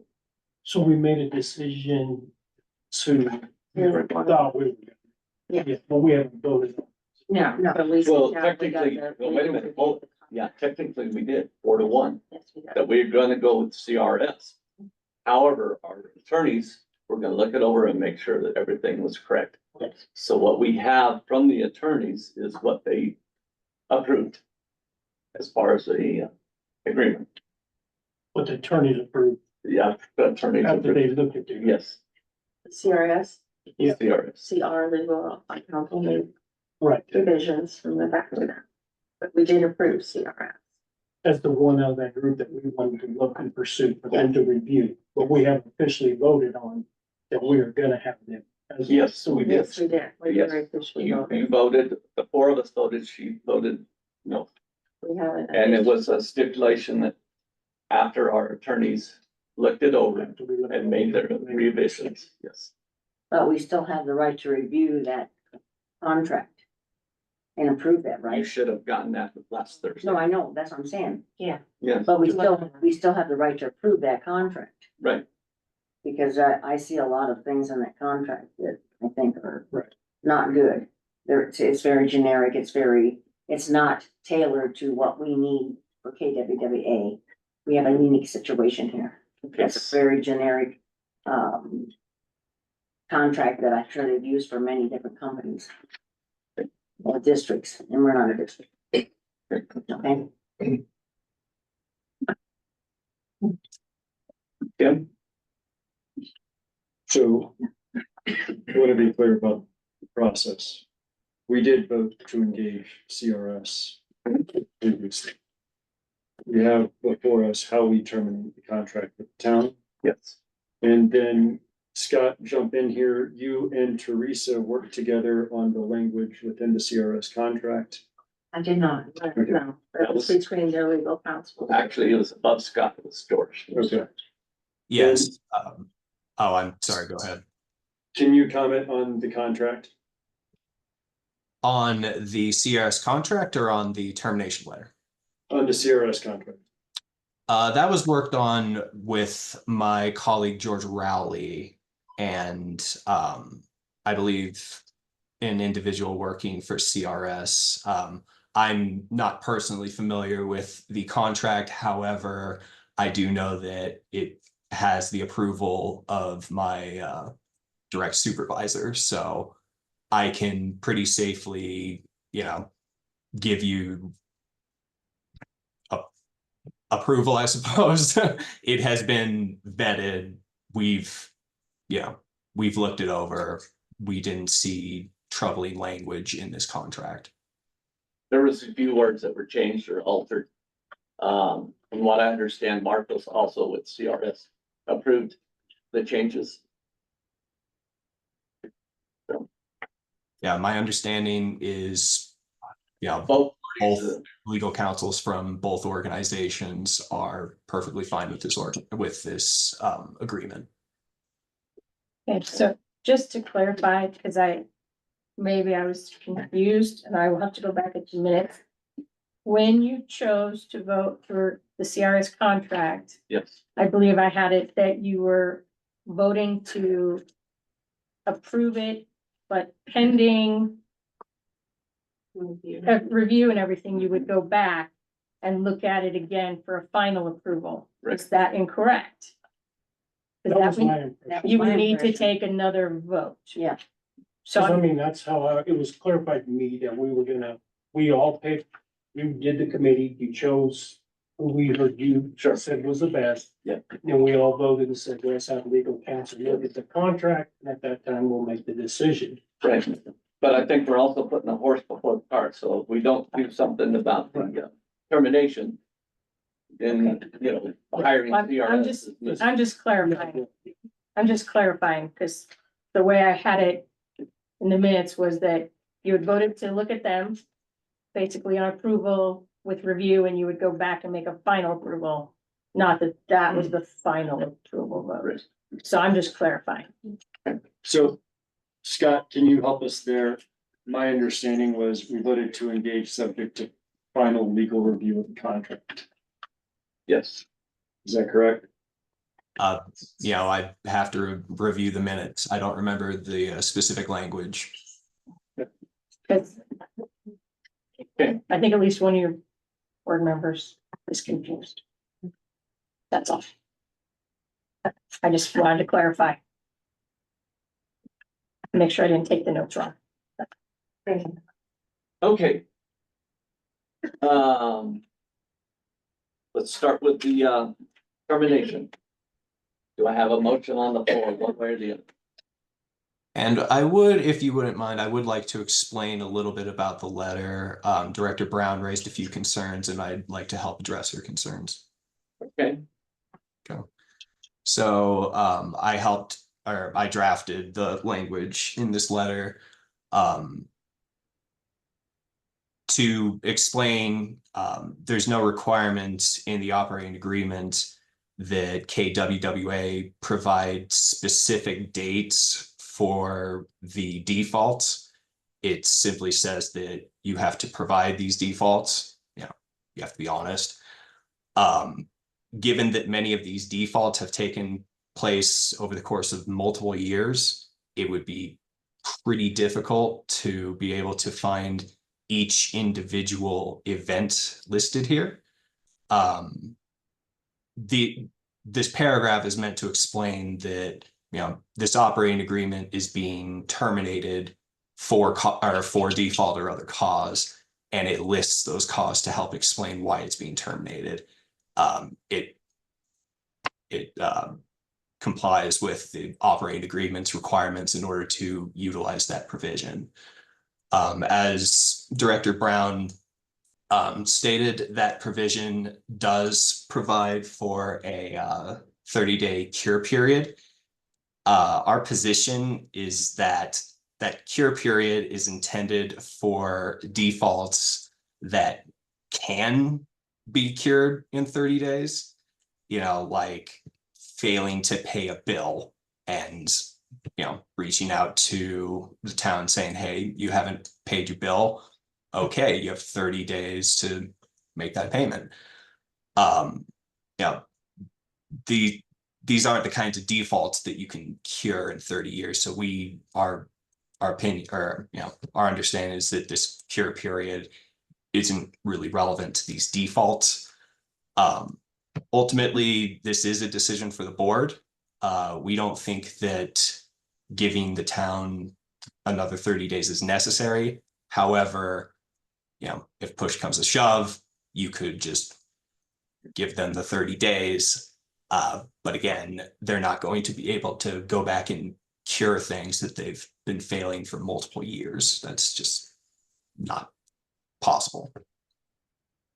Thank you. I have a comment. I disagree with that, that if these defaults are listed here, they should have a specific date with them, so we know whether or not they were problems or defaults that Kim and Sasha were responsible for, because we've had such a turnover of people in the town of Kiowa over the years, the last 10 years. It's been just a revolving door. So they cannot be charged with doing something that they weren't even here to do. And so I believe that really it needs to be a very specific date. If you're gonna list something, you should be, you can go back and find out when, if you're gonna list this, you should have a date when this happened. So that, they can, and I don't think that 30-day default is just, thought, it's an actual thing. If they did something wrong, and it's there's a specific date out there, they should be able to go back and cure that default. It's in the contract. If it wasn't to be taken seriously, then I don't think it should have been in the contract. So that's my opinion. I would just say, in our defense, one of the things that was thrown at us was not collecting the tap fees. Well, we did some research and we found the Ann Alley one. That was not us, that was way before us, but we still went and found it. But that was something that was thrown at us, that we didn't collect them. So, I would say that we have done our best to maintain our professionalism through all this. Don't, nothing else. So, Let them proceed with Thank you. it. I have another comment too. About terminating the town of Kiowa. I have a copy of the loan resolution from the board of directors about when we took the loan out with the USDA. And there's different clauses in here. It talks about, you know, what you can do and you can't do. It's like a deed of trust. Because we took a loan out with the USDA. There's an item number 6, it says, not to sell, transfer, lease, or otherwise encumber the facility or any portion thereof, or interest therein, or permit others to do so without prior written consent of the government. So I'm interpreting this, I don't know if somebody else may interpret it, that we have to get permission from the USDA, since they hold the loan that we are paying off, before we can actually terminate the town of Kiowa. No, I called them today and asked them that. You did? Yes. You got an email or anything to?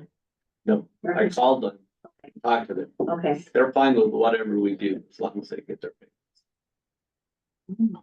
And that was. even though this is in here? Yep. and get it in writing. Yeah, I was gonna say, can you ask them to send you an email with that statement? Just so we have it? Would you, please? All right, yeah. Yeah, I know, but you have this copy of this? No, I don't Okay, need it. all right, but just so that it references, Yeah, but I don't understand how that coordinates with what we're doing. well, it says here that you have to get written consent from the government in order to lease or transfer otherwise any of the facilities, which is Kiowa, that's the water facilities, the well, the everything. Where's it going? Well, it just. Where's it going? Well, we're giving it just, if we approve CRS, we're handing all that over to them, or No, we're not? no.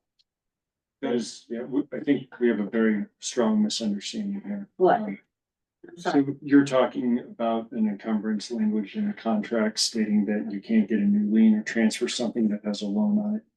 That is not the same as hiring a new group to do billing, accounting, etc.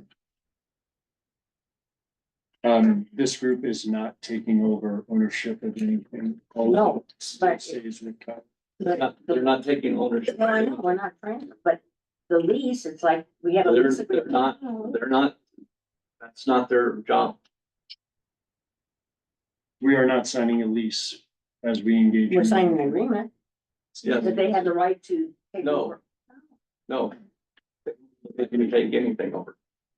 but they're gonna handle all of No. our financial. Yes, they're handling our day-to-day operations. They're not doing anything with any of our assets. Well, isn't the money our accounts asset? So, I mean, they're gonna be handling our money, they're going to be, so the same best practices still apply. And what we should also probably do is get a new list of best practices as a result of an audit as we get a new management group in. But no, we're not talking about transferring or borrowing more or leasing to any of the assets. no, You disagree? yes. Why? Well, because I feel that if we hire CRSs or any company like this, that to handle our money, our assets. No, no, no, no, not our assets. Well, they're gonna control the wells, No, the well? no. No, they're not? No. No. They're not doing anything. We're not transferring the No. ownership or anything, no. No, But I'm just saying, but they have the ability to. no, they don't. Wait, All they're what? doing is billing and our day-to-day operations. They don't owe anything. They do the same thing that Sasha. Well, they have a vested interest more with I me don't in the understand town, how they. in the town of Kiowa, because they are the town of Kiowa. Oh. I don't Any more questions? know. Okay. Yeah, no, all they're doing is billing. That's if you look, they're, I thought that contract said that they're gonna do audits, they're gonna do, Well, that's all this other stuff. we put it all together, but they don't have control over our water. Don't have control of any of our facilities. They're just going to. They. Provide to the water district, so they know. All the grants that we really need to look at, special memberships for us to be in, because they serve. We are looking to take the money that we have and use it as efficiently as we can. Right, okay. This one will put. Let's put our money in. Grants. Mom is talking about a bank account. That's bank account, they have to be bonded, just like. that's their scope of work. Right, I saw it. Yeah. But, and I have But how another, does that relate to what you just told us here? let me see this. You've got one. Well, where is it? I don't have my copy right in front of me. Here.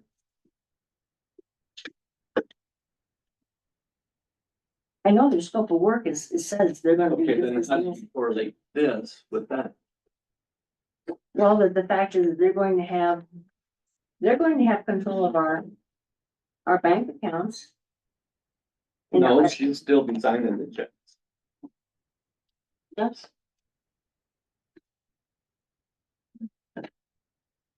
They don't have any control of their, No. they don't have any say so. We do. All right, four. I'm sorry. Okay. This one had a question. Well, that's all right. Yeah.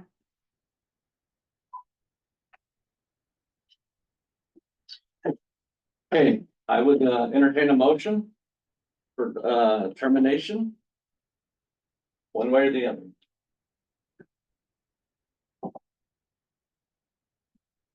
I'll go with the 10-day. I make a motion for the 10-day and 10.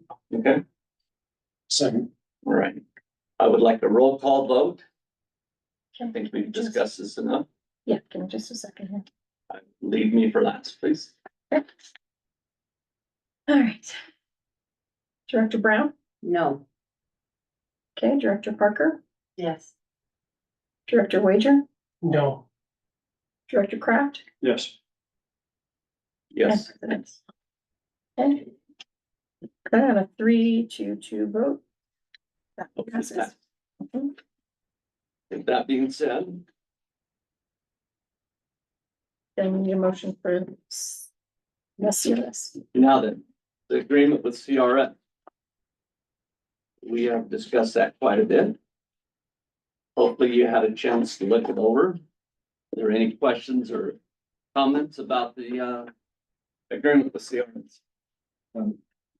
Lucy, maybe as a reminder, to the board as well as the public who wasn't here, how you got to the process of recommending. We can't hear back We here. can't hear. Of recommending CRS. They have, Guess it doesn't matter, we can't hear. so we interviewed, we had 4 RFPs. CRS did out, they, it's all in-house, they're billing the utilities, they cross-train for free. So if somebody's found to billing, they have somebody else to fill in. They will do our website. They will be compliant with all the new NDA regulations and rules coming out. They have a grant department that's 2 people that work on grants, nothing else. They serve water boards, so they know what to look for. They have 300 clients. They serve even non-water boards, use them as an accounting and billing service. They've been in for 20 years, I believe now. I was very impressed. I'm not sure what else I could do. Who was on the committee that interviewed the different groups? Paul Grant has worked with them. White Bear, our legal counsel, was the one who asked them to turn in an RFP. Debbie Almond, the former president of KWWA, and myself did the interviews.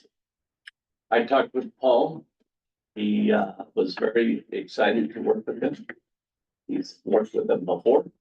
He doesn't have any problems working with him.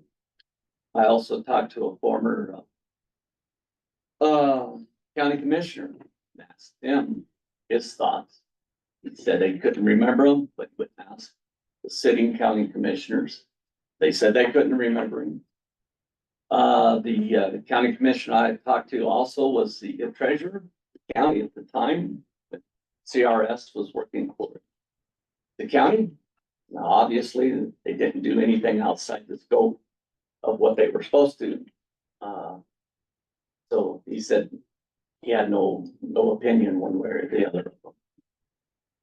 Is this an hourly variable contract or a flat contract, flat rate?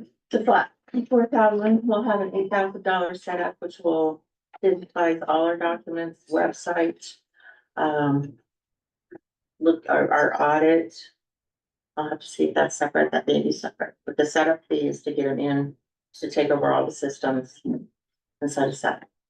There was also, they're very aware of this new compliance that we have to be in. So they're already up to speed on that. They will be, make sure that that's, part of. They're already in process of turning their clients into the new website, rules and regulations. And as part of their onboarding audit, et cetera, they will propose best practice changes for us as they come on board. Yeah.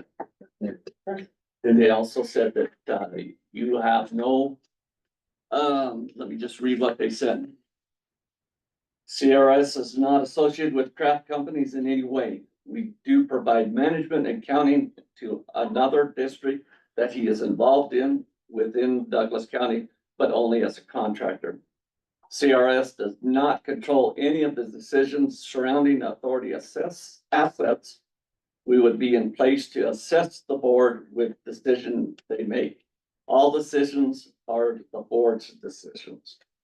CRS does not see a circumstance where they would prevent the board from making the right decision for the community, as CRS would only be there to support us and make our lives easier. We'll be keeping you in compliance, making sure that all decisions are within applicable laws. However, CRS does work at the direction of the board. And that's all I have.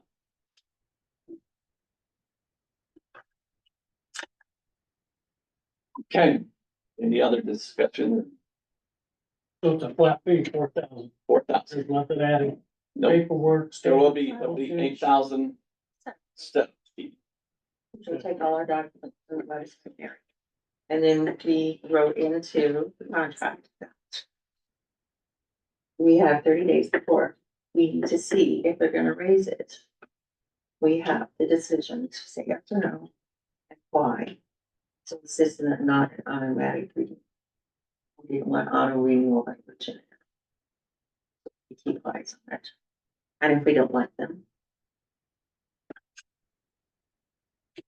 Where is that in that contract? You remember? I mean, I didn't remember seeing that.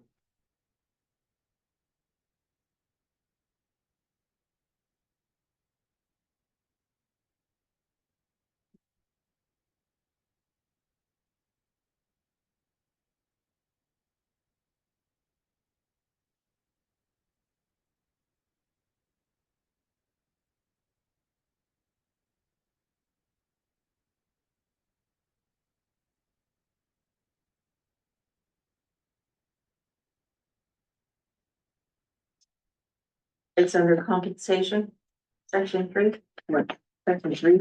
Mhm.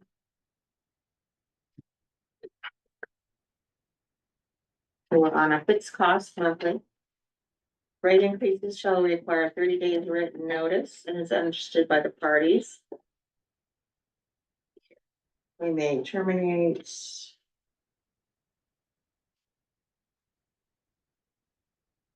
Section 14.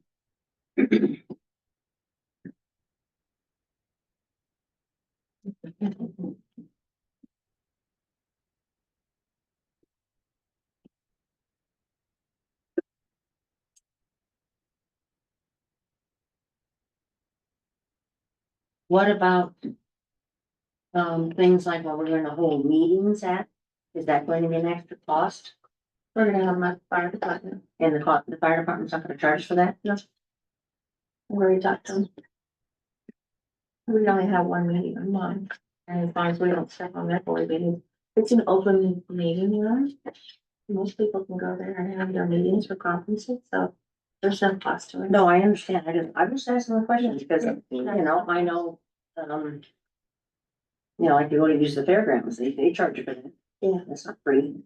I have another question too about the, insurance. It says that they have $2 million worth of liability insurance. Well, shouldn't they have? They should have a, amount of insurance that would cover the loan. That, What loan? the loan we have with USDA. No, that's not what they're That's not about. what, Remember, that's not what they're about. They're not taking over our loan. They're no, not. I understand that, but what if, well.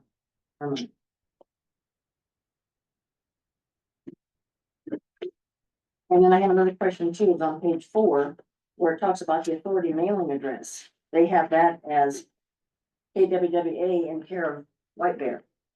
Mhm. That's our attorneys. I know that, but why are we running our mailing address through the attorneys? Aren't they, they're gonna charge us for that, I'm sure. They're our registered agent. We have to. They are a registered agent? Yes, also, besides our legal counsel, they are also our point of contact, our registered agent. Oh, I didn't know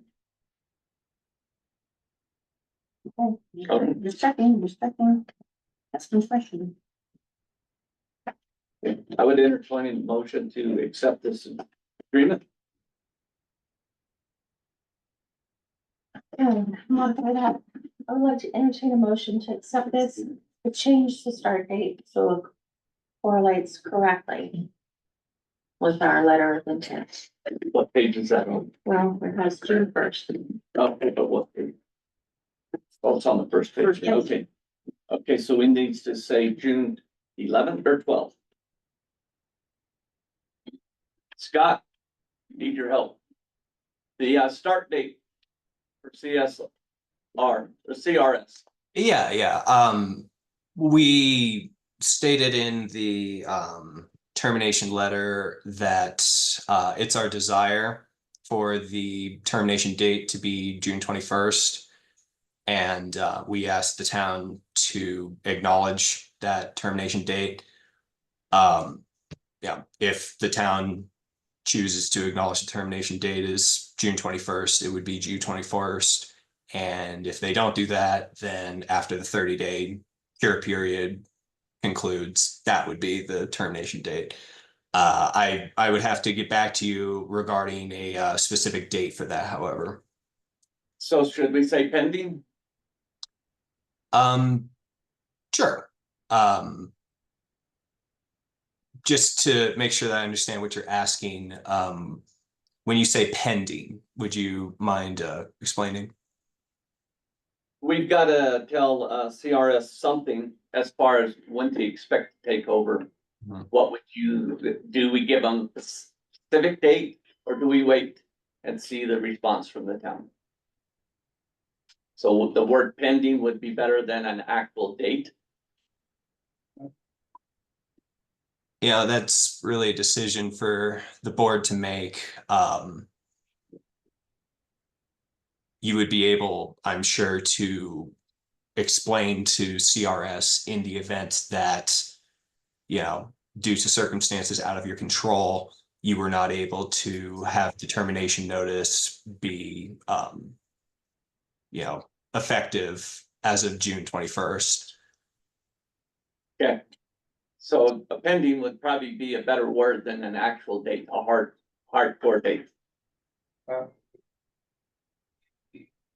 I would probably prefer to see a real start date, A specific start date. matching with the last date of the town's engagement. What would that date be? Because the one that comes to mind is July 12th for me. So quick question. Yes. So we voted to get rid of the town. Yes, we're terminating, but they can also come back and. That's what I'm saying. So, but in that contract, it says a right to cure. Yes, So are we throwing out the right to cure according to legal counsel? no, Because they're pretty much. It's, I wouldn't characterize it as throwing it out. What we have told the town is that we desire the termination date to be effective June 21st.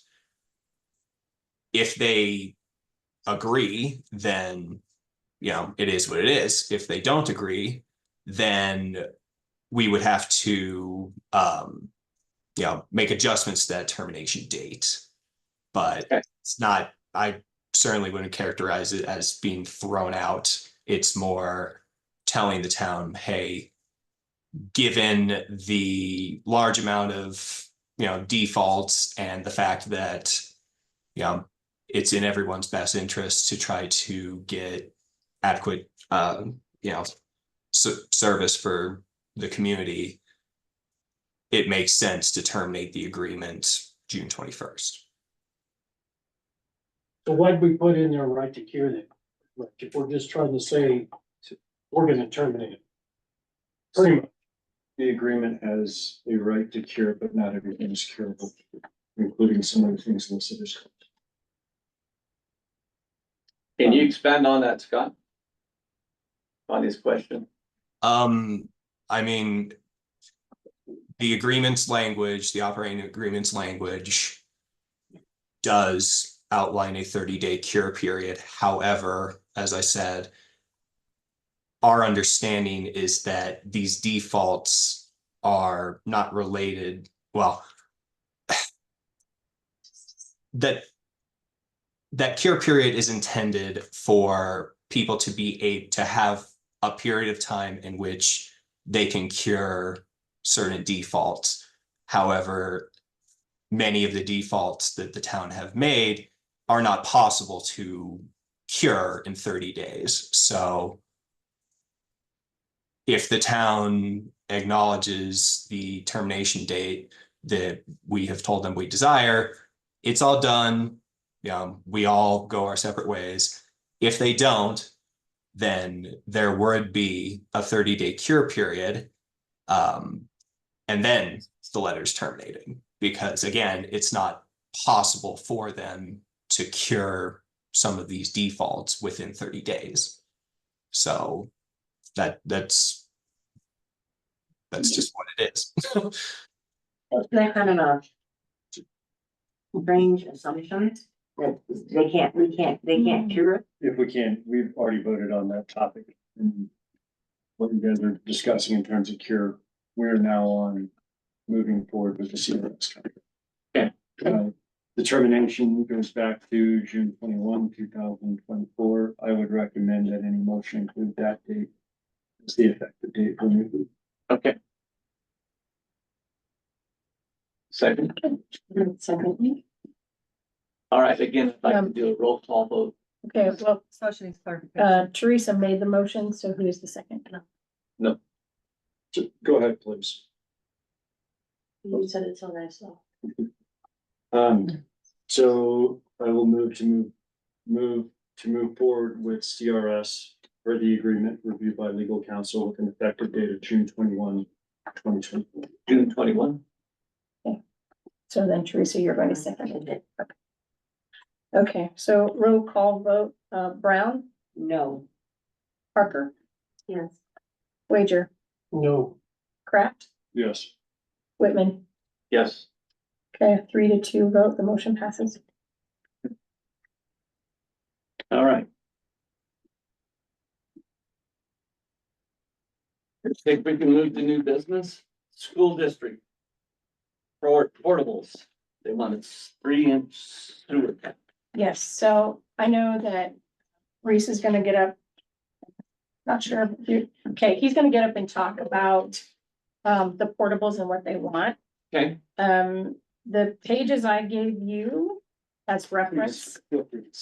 Yeah, you can stay. no, I'm good. It's good. In your tap fee language. Good. It says a 3-inch tap will, it's TBD by the board. So what I did to give you some reference is I went through and researched other towns' 3-inch tap fees. So you could have some reference in making your decision. So you can, the 3 inches are highlighted. Because some of them go all the way up to like 5, 6, 10-inch, which 12-inch is huge to me. So the highlighted portions, there's probably 10 towns in here of various sizes, some very close to ours, some a little bigger. But this gives you a place to start when making your determination. Thank you. And if you will, Reese Prokop with Iconic Contracting here at Elizabeth, representing the school. I do have Travis, superintendent of the school team as well. We are bringing in portable units for preschool. Hopefully everybody's, been aware of those. We do have an 1.25-inch water tap and a 3-inch sewer tap.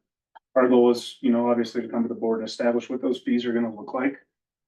As well as to see if there's any kind of program or anything that you guys offer to minimize the impact to the school, given it is a public school. So we're here just to establish those fees, kind of see where those are and a further discussion if need be.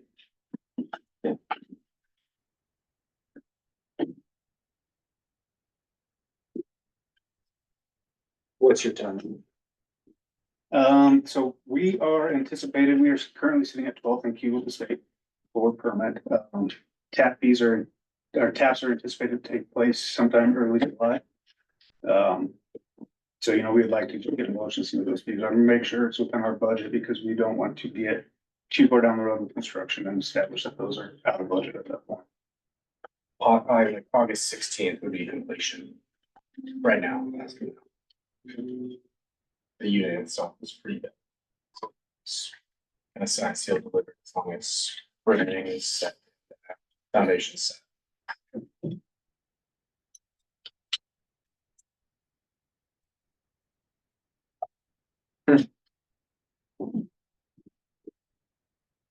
I don't know. I mean, looking at what Elizabeth, that's like a little overwhelming. Is Paul still on? No. Oh, Well, yeah, technically. Paul, are you still there? It's like Yes. there he is. Paul, are you aware of this? And do you have any concerns about adding a 3-inch sewer tap? I do not. Plenty of capacity in the system? There is, yes. Thank you.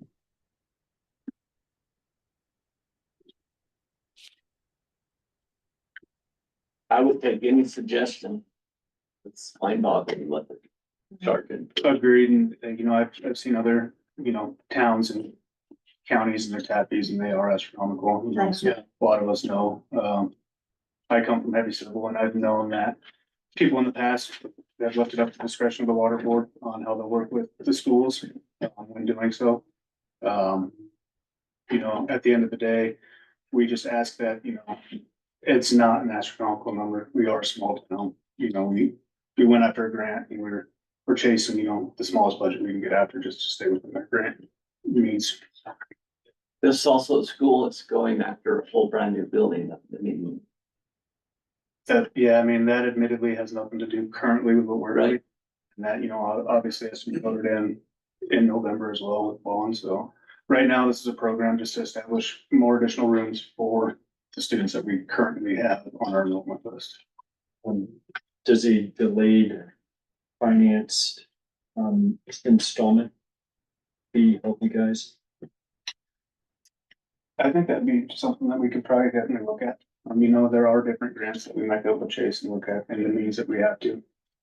I can't speak to that on behalf of the school. But yeah, if we can look at an installment, it is a substantial amount, then. Yeah. I agree. Is our fiscal year cuts July as well. So it's do some now. Then move that forward to July 1. Obviously, this goes right back to our kids. So that's what tonight is trying to advocate, just to put that back. And yes, we do have the grant in hand, but this gets like we would be the only toddler program in the county as well. So this goes right to directly impact community members and citizens. They have a place to take their kids, you know, and get to work and.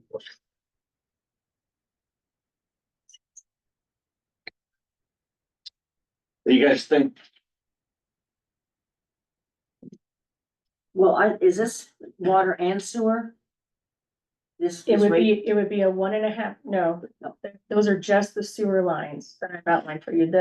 Your tap fees in that, in your document about your, water rates or whatever, that's, Oh, They're going with a regular tap in there, correct? a 1.5 inch. Inch water. Yeah, so so inch these and are a just quarter, sewer? that is It's a just, 3-inch sewer? yes, I Okay. just put sewer, I just tried to highlight the sewer rates. Okay, Cause I think your 1.5 inch tap is the, you have that somewhere on that sheet, you have there. 13,000. Yeah, 13,000 for 1.5 inch water. But like I said, your 3-inch sewer was TBD, so I tried to give you options. Yeah, and you know, it's similar. admittedly, looking at both, given an inch and a quarter is not specified, it's not a common size kind of in our industry, it's just how the building is manufactured. So I don't believe that there is an inch and a quarter tap fee on there. There isn't. So It we goes need to 1 and establish 1.5. that as well. Yep. That's probably because it's a modular building. Yeah, but I can tell you the bank, Farmers is doing a 1.5. Also, Yeah. Yeah, and I think that's the standard for other modulars that we've had in. Yeah. town, too. yeah, or, So your inch and a quarter is probably specific to whatever you guys chose. Yeah, it's a well, very practical design. yeah, and they had actually looked at trying to do 1 1/4 also, but it didn't work, so they went with the 1.5, so. So, State Bank with 1. 1.5. Yep, they did. Yes, they did 1.5 water and sewer. Water and sewer. So, So I believe what Reese is suggesting, because you don't have a cost. Paul, is there an inch and a quarter available for water tap? Are you talking about a meter or?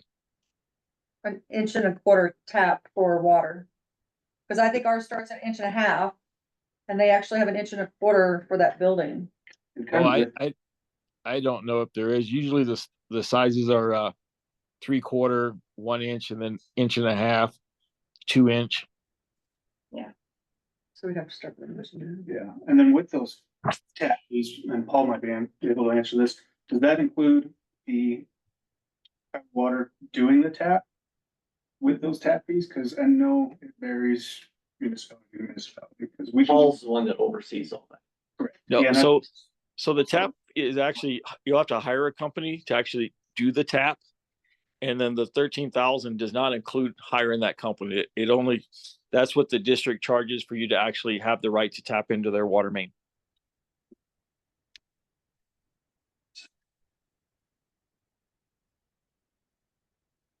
does that include the meter or as well? That Paul, 13,000? does that include the meter? No, I don't believe it does. I think the town has a separate fee for that. Yeah, there's a fee for the meter and a fee for, the meter pit inspection and the final hookup inspection. There's, And it's the water authority has that, the town doesn't have. yeah, that's all in that same group of papers. Your original one. Yeah. It's, yeah. Yeah, so kind of back to our early on discussions, obviously now there's more fees associated with that and cost than we anticipated with the inspections, the meter, so on and so forth. So on behalf of the school, we're just asking, go easy on us more or less, and, work as a team here. We don't want to work against each other. I don't know if it could help you guys to find maybe a rate that we could both for sewer and for water and find that. But yeah, just any relief that we could have for the project would be helpful. And we have hired to, if it's to any of your knowledge, we do have a third party involved as well. Moore's our third party on this. So we do have them scheduled to do all our inspections and QC of this. What's board's pleasure?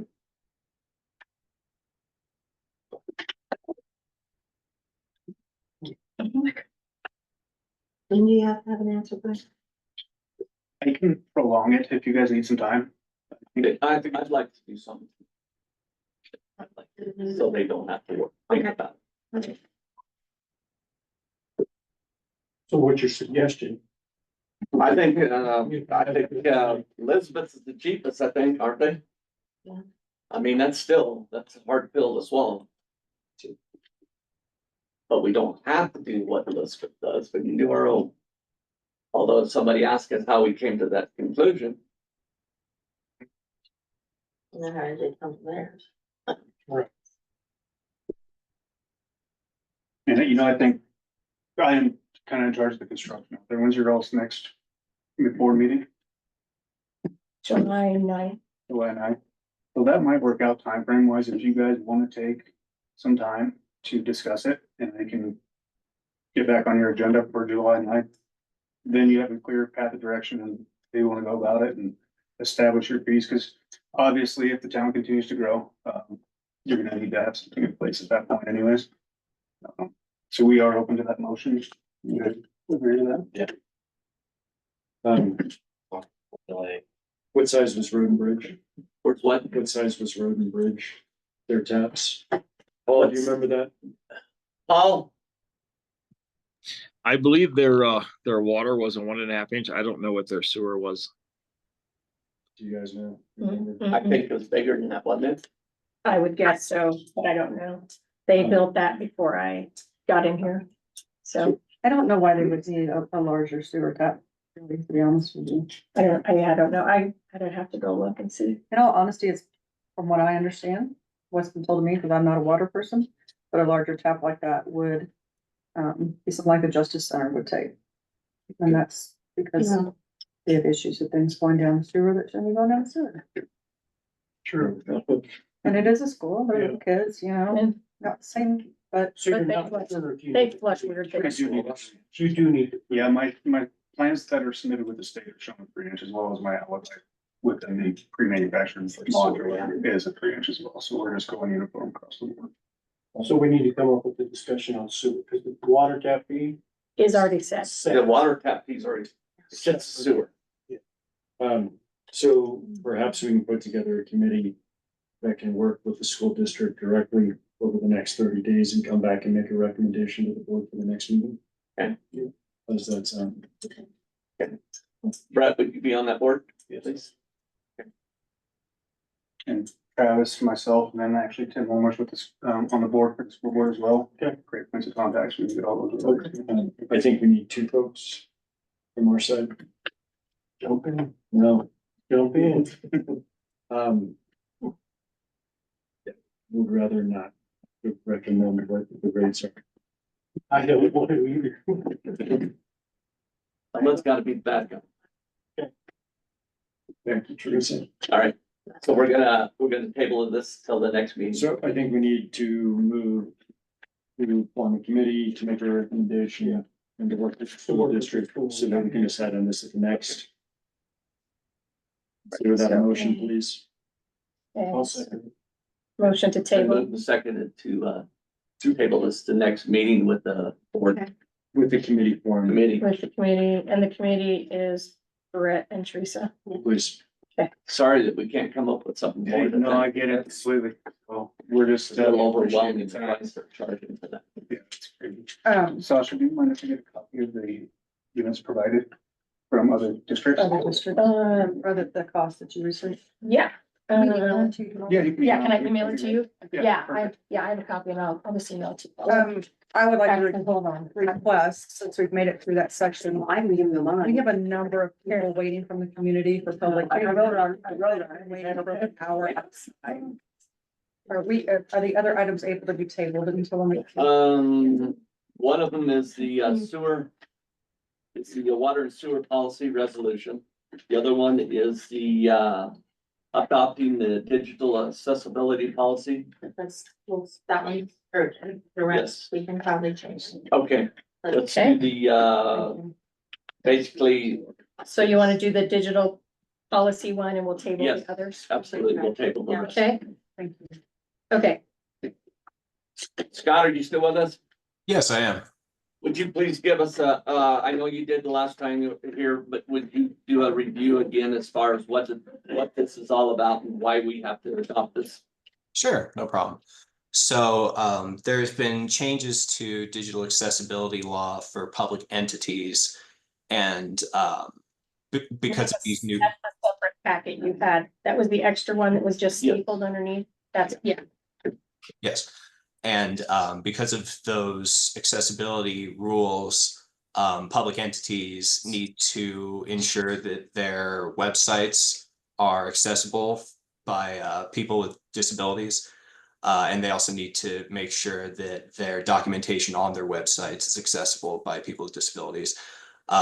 So this resolution is adopting a digital accessibility policy and a plan. Essentially, it needs to, this is one of the requirements that the authority needs to hit in order to comply with that law. And ideally, we would get this resolution adopted today because there is a deadline of July 1st that we're trying to hit. Okay. Anybody have any questions about that? I would entertain a motion to adopt this.